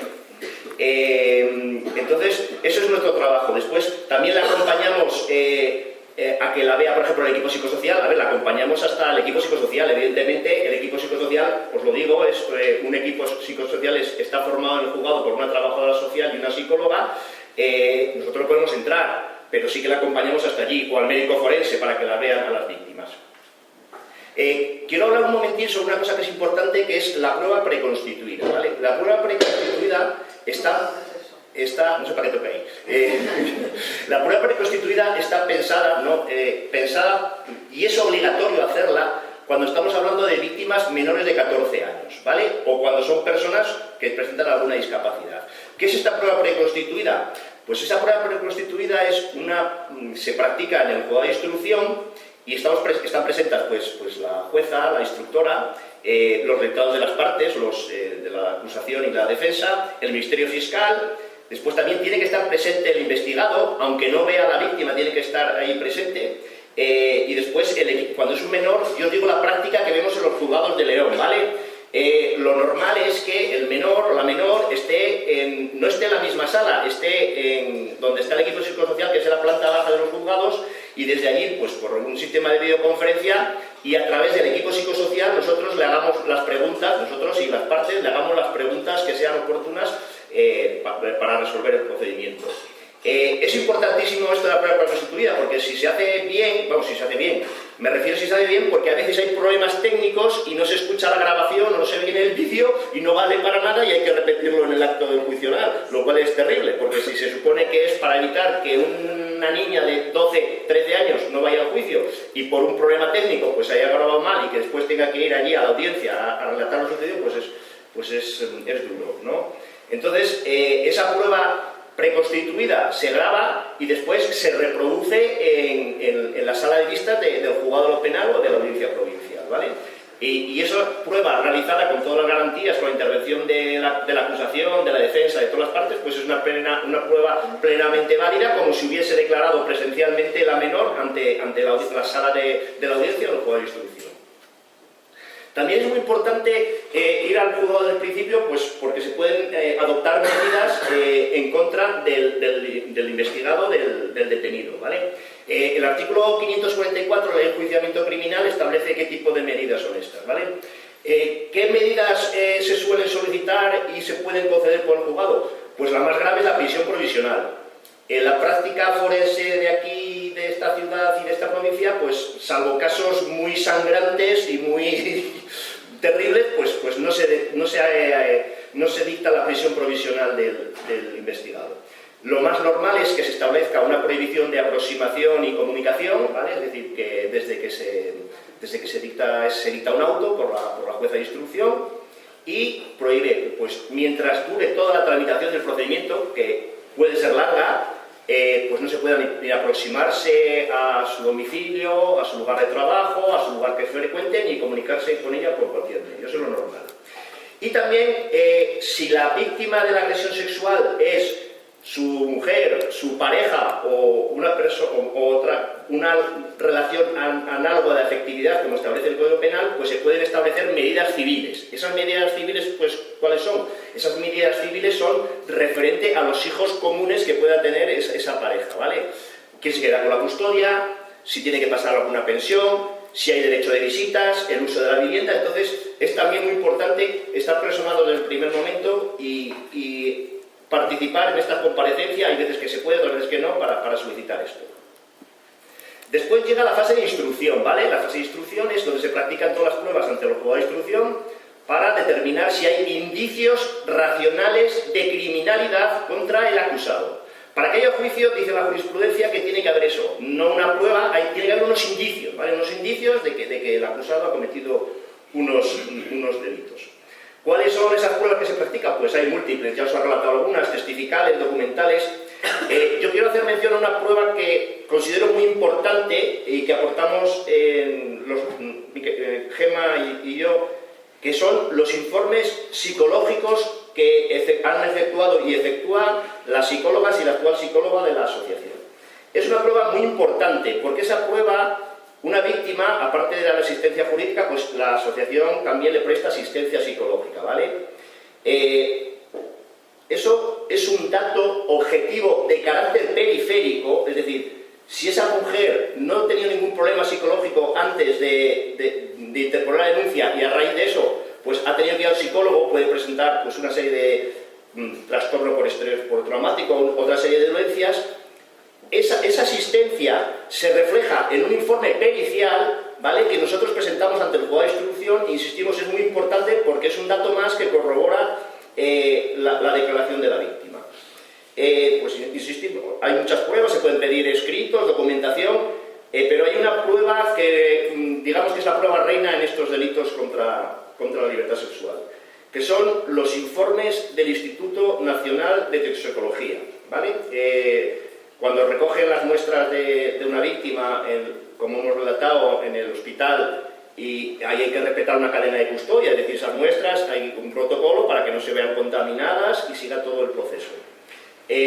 Concretamente, aquí en León, los llevan al Instituto Nacional de Toxicología, que está en Madrid, ¿vale? Ahí se estudian los rectos, hay muestras dubitadas y muestras indubitadas. Muestras dubitadas es que no sabemos de quién son, a quién pertenecen. Indubitadas es, perfectamente sabemos quién es. Y ahí nos determinan, no al 100%, pero con una posibilidad entre varios millones o trillones, que esos restos biológicos corresponden al agresor, ¿vale? A ver, si es una relación que si el procedimiento, la discrepancia está en si esa relación fue o no consentida, bueno, pues vale, no es tan importante, tan relevante. Pero si el agresor niega haber tenido ningún tipo de contacto sexual con la víctima, y hombre, casualidad, hay restos, ya no de semen, sino de otro tipo de sustancias en su cuerpo, pues eso es una prueba poderosa. Esta es una sentencia que precisamente la prueba estrella, la que le han condenado, es porque había restos, concretamente de saliva, en el pecho de la mujer, y eso fue la prueba que sirvió completamente para condenar al en este caso ya procesado, ¿de acuerdo? Entonces, eso es muy importante. ¿Qué más pruebas hay? Pues, hombre, también es muy importante la prueba de los médicos forenses, donde estudian, puede ser que alguna víctima tenga algún tipo de trastorno mental y hay que descartar que tenga eso. Entonces, pues hay que estudiar si la víctima no tiene ningún tipo de patología psicológica ni tal. Y también, como hemos dicho, del equipo psicosocial.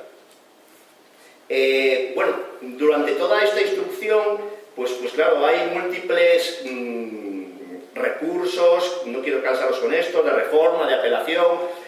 Por lo tanto, a ver, los procedimientos desgraciadamente se alargan, ¿vale? No, en mi modesta opinión, y de Gemma y de Hermi, no se puede, es terrible para una víctima que si pone una denuncia tal día como hoy, igual hasta dentro de 2 años y pico no haya juicio. No cierra una brecha, es decir, yo no estoy hablando de que después haya recursos y tal, pero que pongamos una denuncia hoy y hasta dentro de 2 años así no tengas que ir a un juicio a declarar o lo que sea, pues es muy duro y es muy largo.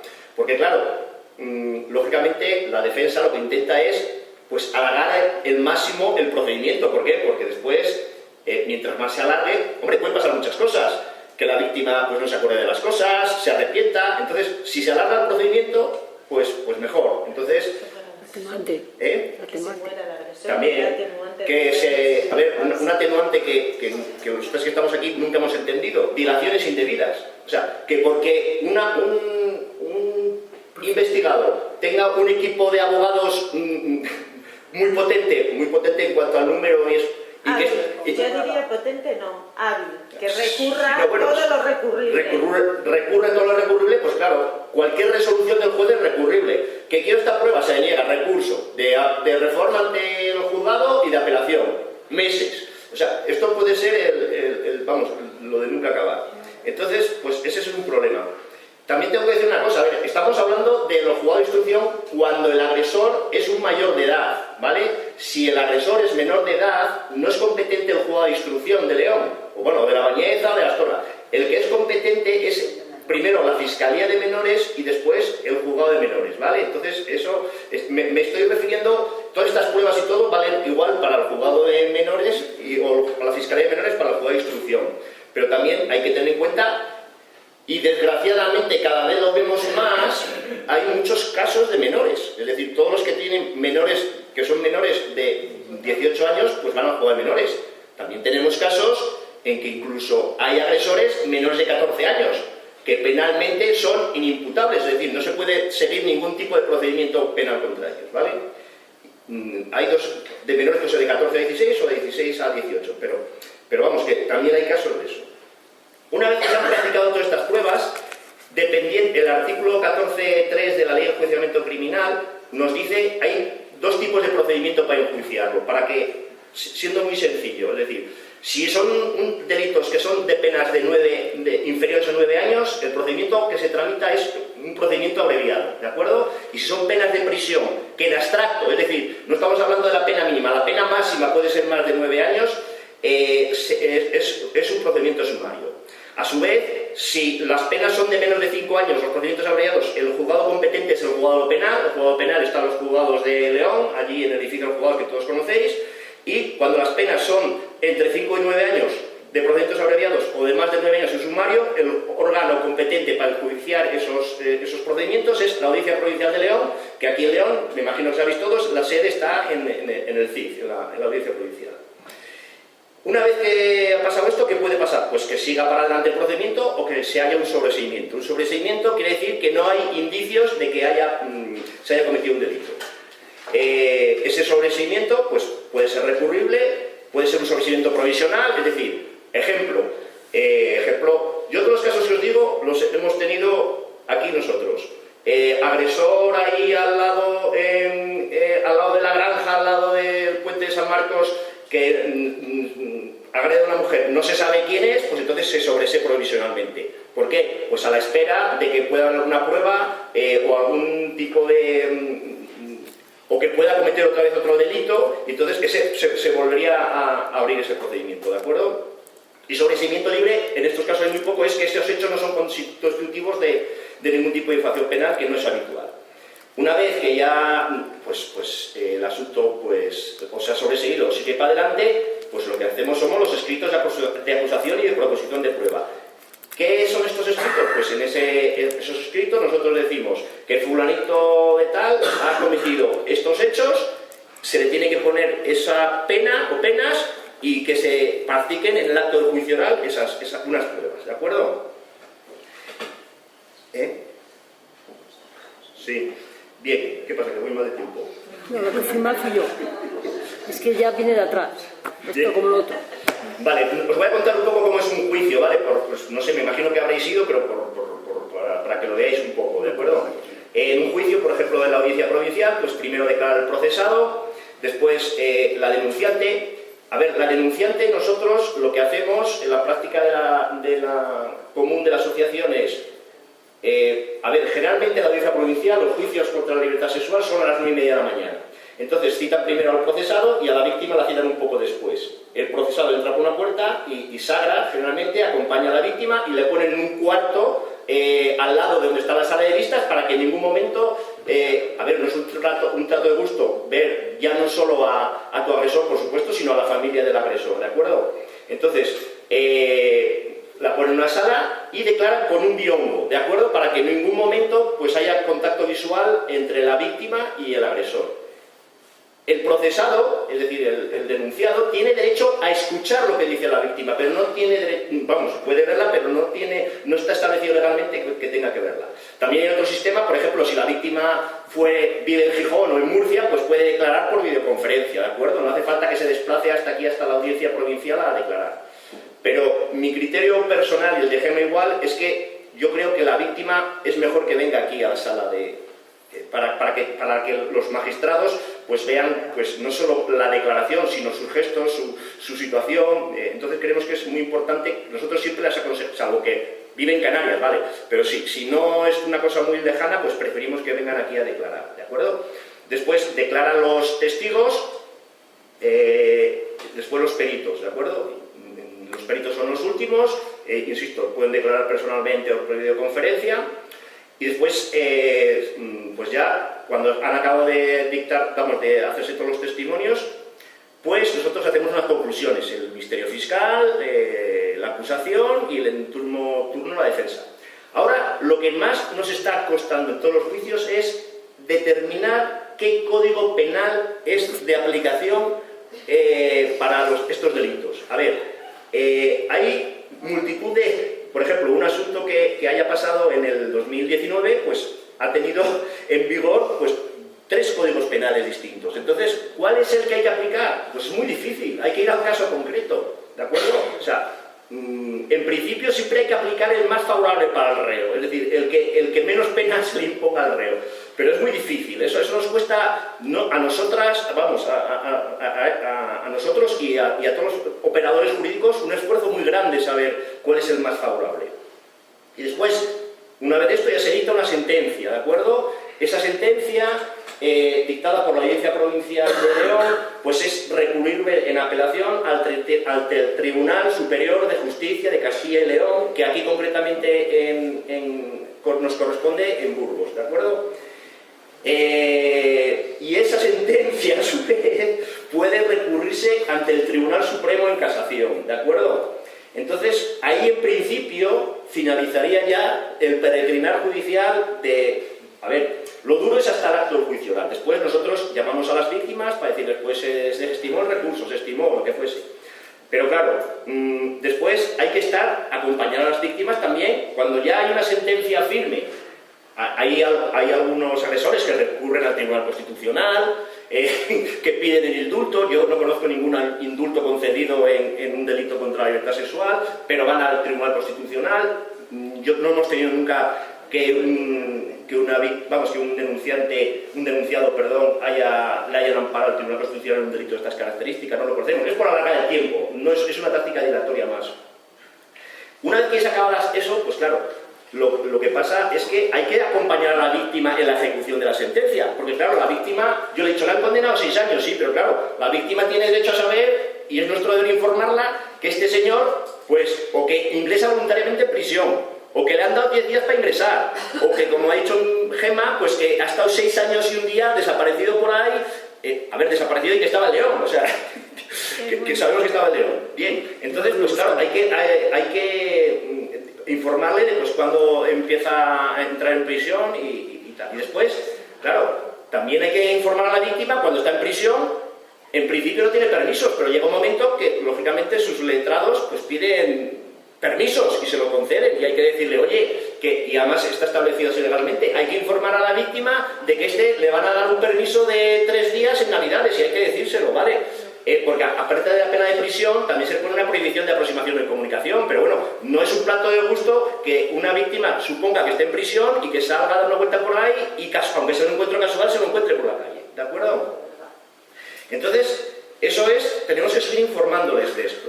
Y después hay una cosa también que es que se alarga en el tiempo, la responsabilidad civil, es decir, hay una sentencia condenatoria que le condenan a un agresor a 6 años de cárcel, a 2, a 5, pero también se establece una responsabilidad civil. Esa responsabilidad civil, pues hombre, es raro el caso que se abone voluntariamente. Entonces, pues claro, hay que estar a ver si cobra alguna pensión, si tiene algún bien, alguna cosa para poder embargarle. Incluso cuando sale de prisión y ya vuelve a trabajar, pues tenemos que estar ahí encima para intentar conseguir pues la reparación del daño. Me preguntaréis, ¿y cuánto ponen de responsabilidad civil por una agresión sexual? Pues es que esto, hay una casuística terrible, es decir, pues hemos tenido asuntos de una víctima que haya cobrado desde 3.000 euros hasta 50.000, o sea, hay unos criterios totalmente dispersos, digamos, ¿vale? Lo que sí que creo que es muy importante que es... 50.000 uno. Que de 50.000 será uno solo. Sí. Depende de la gravedad de los hechos, claro. En la ley, que en mi opinión está muy bien, está expresamente recogido en la ley 10/2022, que se indemniza, es decir, que es indemnizable. Y aquí el artículo 53 dice que se indemniza el daño físico y psicológico, incluido el daño moral y el daño a la dignidad, la pérdida de oportunidades, incluidas las oportunidades de educación, empleo y prestaciones sociales, los daños materiales, la pérdida de ingresos, incluido el lucro cesante, el daño social, entendido como el daño al proyecto de vida, y el tratamiento terapéutico social de salud sexual y reproductiva, ¿vale? Eso es el daño moral. Cualquier víctima de una agresión sexual, independientemente de que no tenga ninguna secuela afortunadamente para ella, algún tipo de trastorno, tiene derecho a ser indemnizada, solo porque lo dice el Código Penal y porque dice esta ley, que además lo recoge expresamente. Y nada, entonces este es el larguísimo peregrinar desde que acompañamos a una víctima a poner una denuncia hasta, estamos hablando que tenemos el despacho de asuntos del 2011, ¿vale? O sea que seguimos con los permisos y con las cosas y con la responsabilidad civil. Nada, muchas gracias a todas por vuestra atención.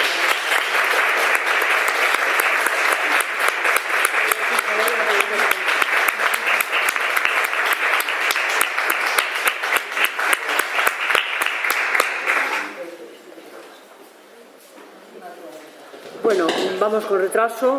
No, las preguntas, sí. Es a las 6:30, pero Ah, es a las 6:30. si queréis adelantarlo. Sí. Si queréis adelantarlo. Sí, por favor. Yo tengo que pensar si quieres. Es a las 6:30 la siguiente sesión. Y lo que está proponiendo Sagra es que lo podemos adelantar. ¿Estáis de acuerdo? Sí. Vale, pues entonces... ¿Alguna pregunta? Sí. Ya, es verdad. Una pregunta respecto a lo que dijimos, porque es que vamos. Uy, qué pregunta. Yo solamente quería, porque no lo he entendido en ningún caso, ¿en qué momento van a la asociación? ¿Antes de ir al hospital? ¿Antes de ir a denunciar? ¿En qué momento suelen acudir a dar?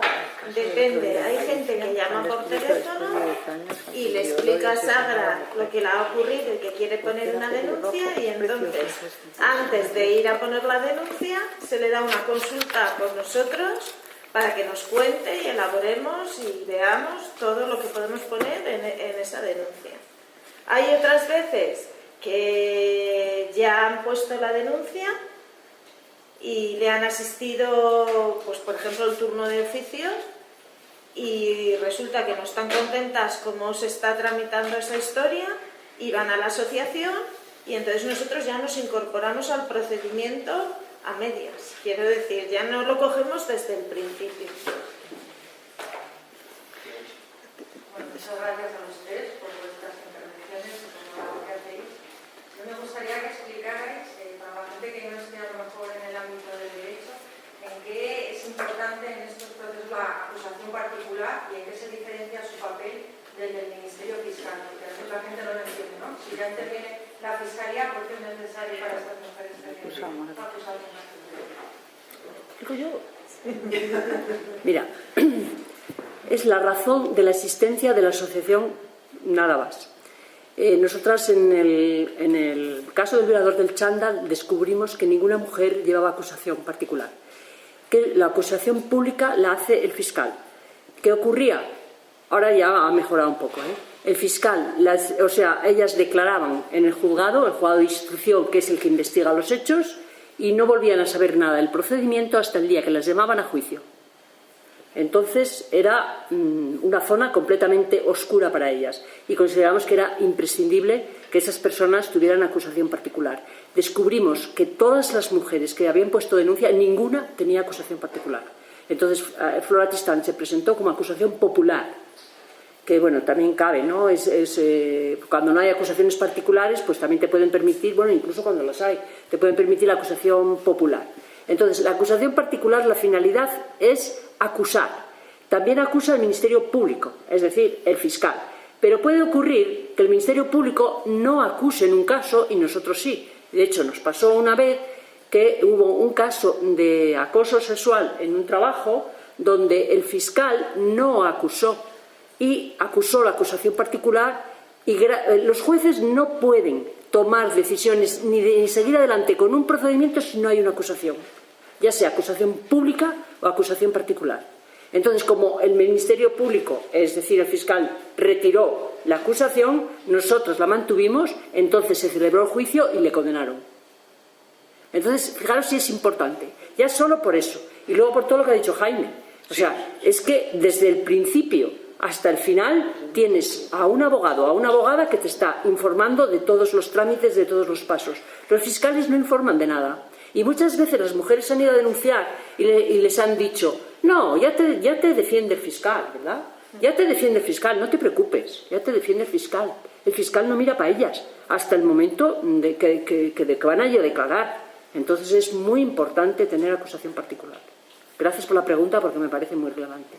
No, yo quiero añadir una cosa. A ver, como los procedimientos son tan larguísimos, una mujer ha puesto una denuncia hoy y esos juicios dentro de 2 años, si nosotros no le estamos informando de las cosas que están sucediendo, de pues ha pasado esto, ha esta prueba, también les pedimos que nos digan qué pruebas podemos practicar, qué cosas podemos llevar. Claro, si no hay una letrada o un letrado que le esté diciendo eso, pues es muy difícil que el asunto se siga para adelante. Y claro, lo más importante de nuestra labor es prepararlas a las víctimas para cuando sea el juicio. Es decir, tenemos que refrescarles la memoria, porque claro, esto pasa mucho tiempo. Tenemos que decirles que declararon, que declaró el agresor, que declararon los testigos, y prepararlas. Tienes que ver cómo te pueden preguntar esto. Entonces, la labor de la acusación particular es fundamental en estos delitos.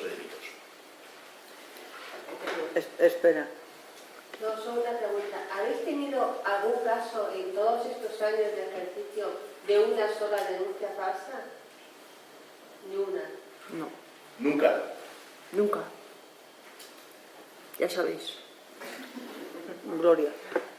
Sí, yo un poco, en la revisión de todas las sentencias que hayáis tenido así de los últimos años, ¿se ha observado algún tipo de sesgo por parte del juez a la hora de dictar sentencia?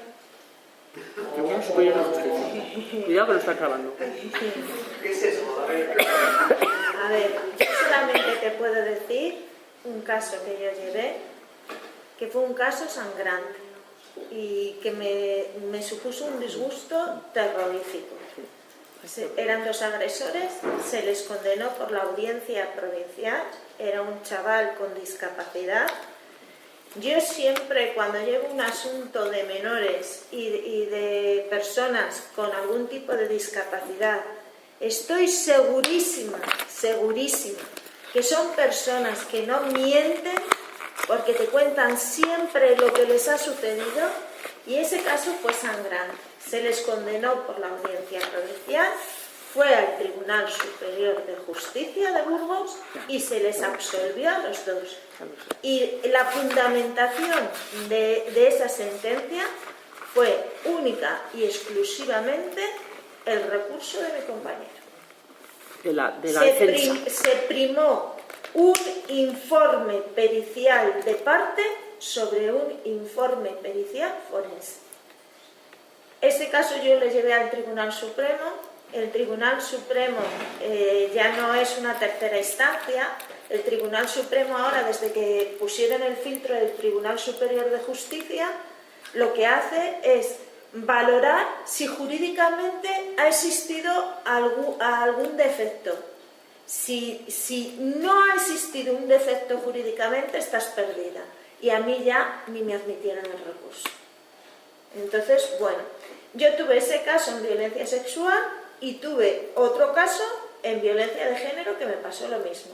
Los dos únicos asuntos de toda mi trayectoria profesional, desde el 99 que estoy con Adadas, que ha supuesto para mí un disgusto terrorífico, porque las sentencias de la audiencia provincial eran unas sentencias chapó, fundamentadas, y en el Tribunal Superior de Justicia nos las han tumbado. Sin posibilidad después de acudir ya al Supremo, claro, ya te quedas. O sea, ¿cómo le explicas a una víctima que has conseguido una condena en una primera instancia con la prueba que se practicó, que luego va a otro tribunal, que no se practica ningún tipo de prueba, que solamente visionan lo que se practicó en la audiencia y que les absuelven? Es muy duro. Es muy duro explicar a las víctimas estas situaciones. Y no me quiero emocionar porque el caso concretamente que os estoy contando, como consecuencia de eso, tuvo otra desgracia en su familia. Entonces, es muy complicado, la verdad. Sufrimos mucho, no creáis que no. Claro que sufrimos mucho. Trabajo duro. Es muy duro y tienen sus consecuencias las profesionales. Y de aquí ya pasamos a la siguiente sesión.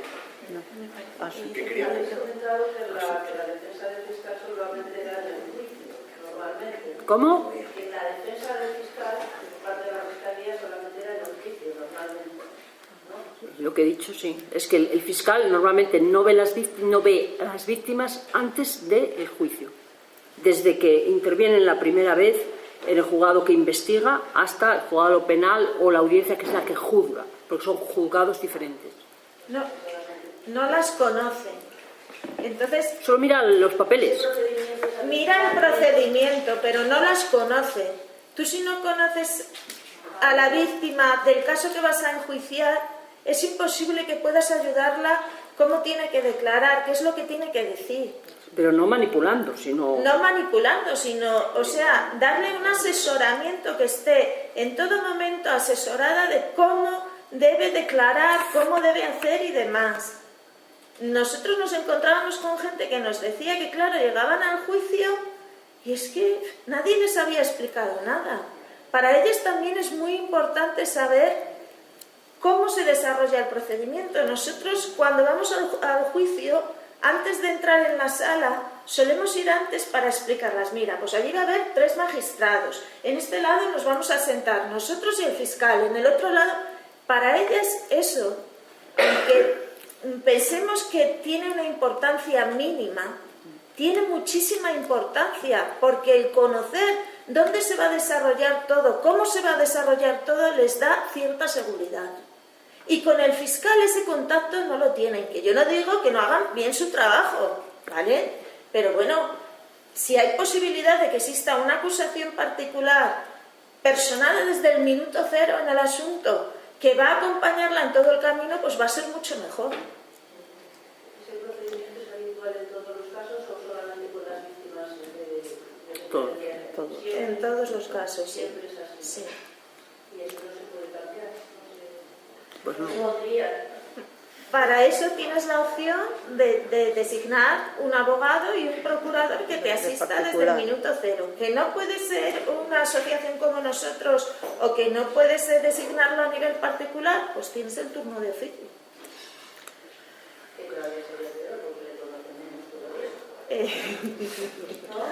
Bueno, yo voy a romper una lanza a favor del turno de oficio.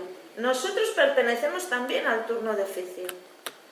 Y pertenecemos al turno de oficio especializado en violencia de género y violencia sexual. Y nosotros, por ética profesional, ya solamente por ética profesional, porque nadie te obliga a pertenecer a él. O sea, actualmente es voluntario. Nosotros llevamos los casos que llevamos por turno de oficio como los que llevamos en nuestro propio despacho por la asociación. Eso ya depende del profesional con el que tú contactes y el concepto que tenga él de su ética profesional. Sí, Hombre, bueno, claro, no vas a elegir. sí, no puedes elegir. Como el médico. Claro, sí. Pero bueno, pues vamos a empezar la segunda parte y ya veis el equipo de profesionales jurídicos que tenemos tan extraordinario.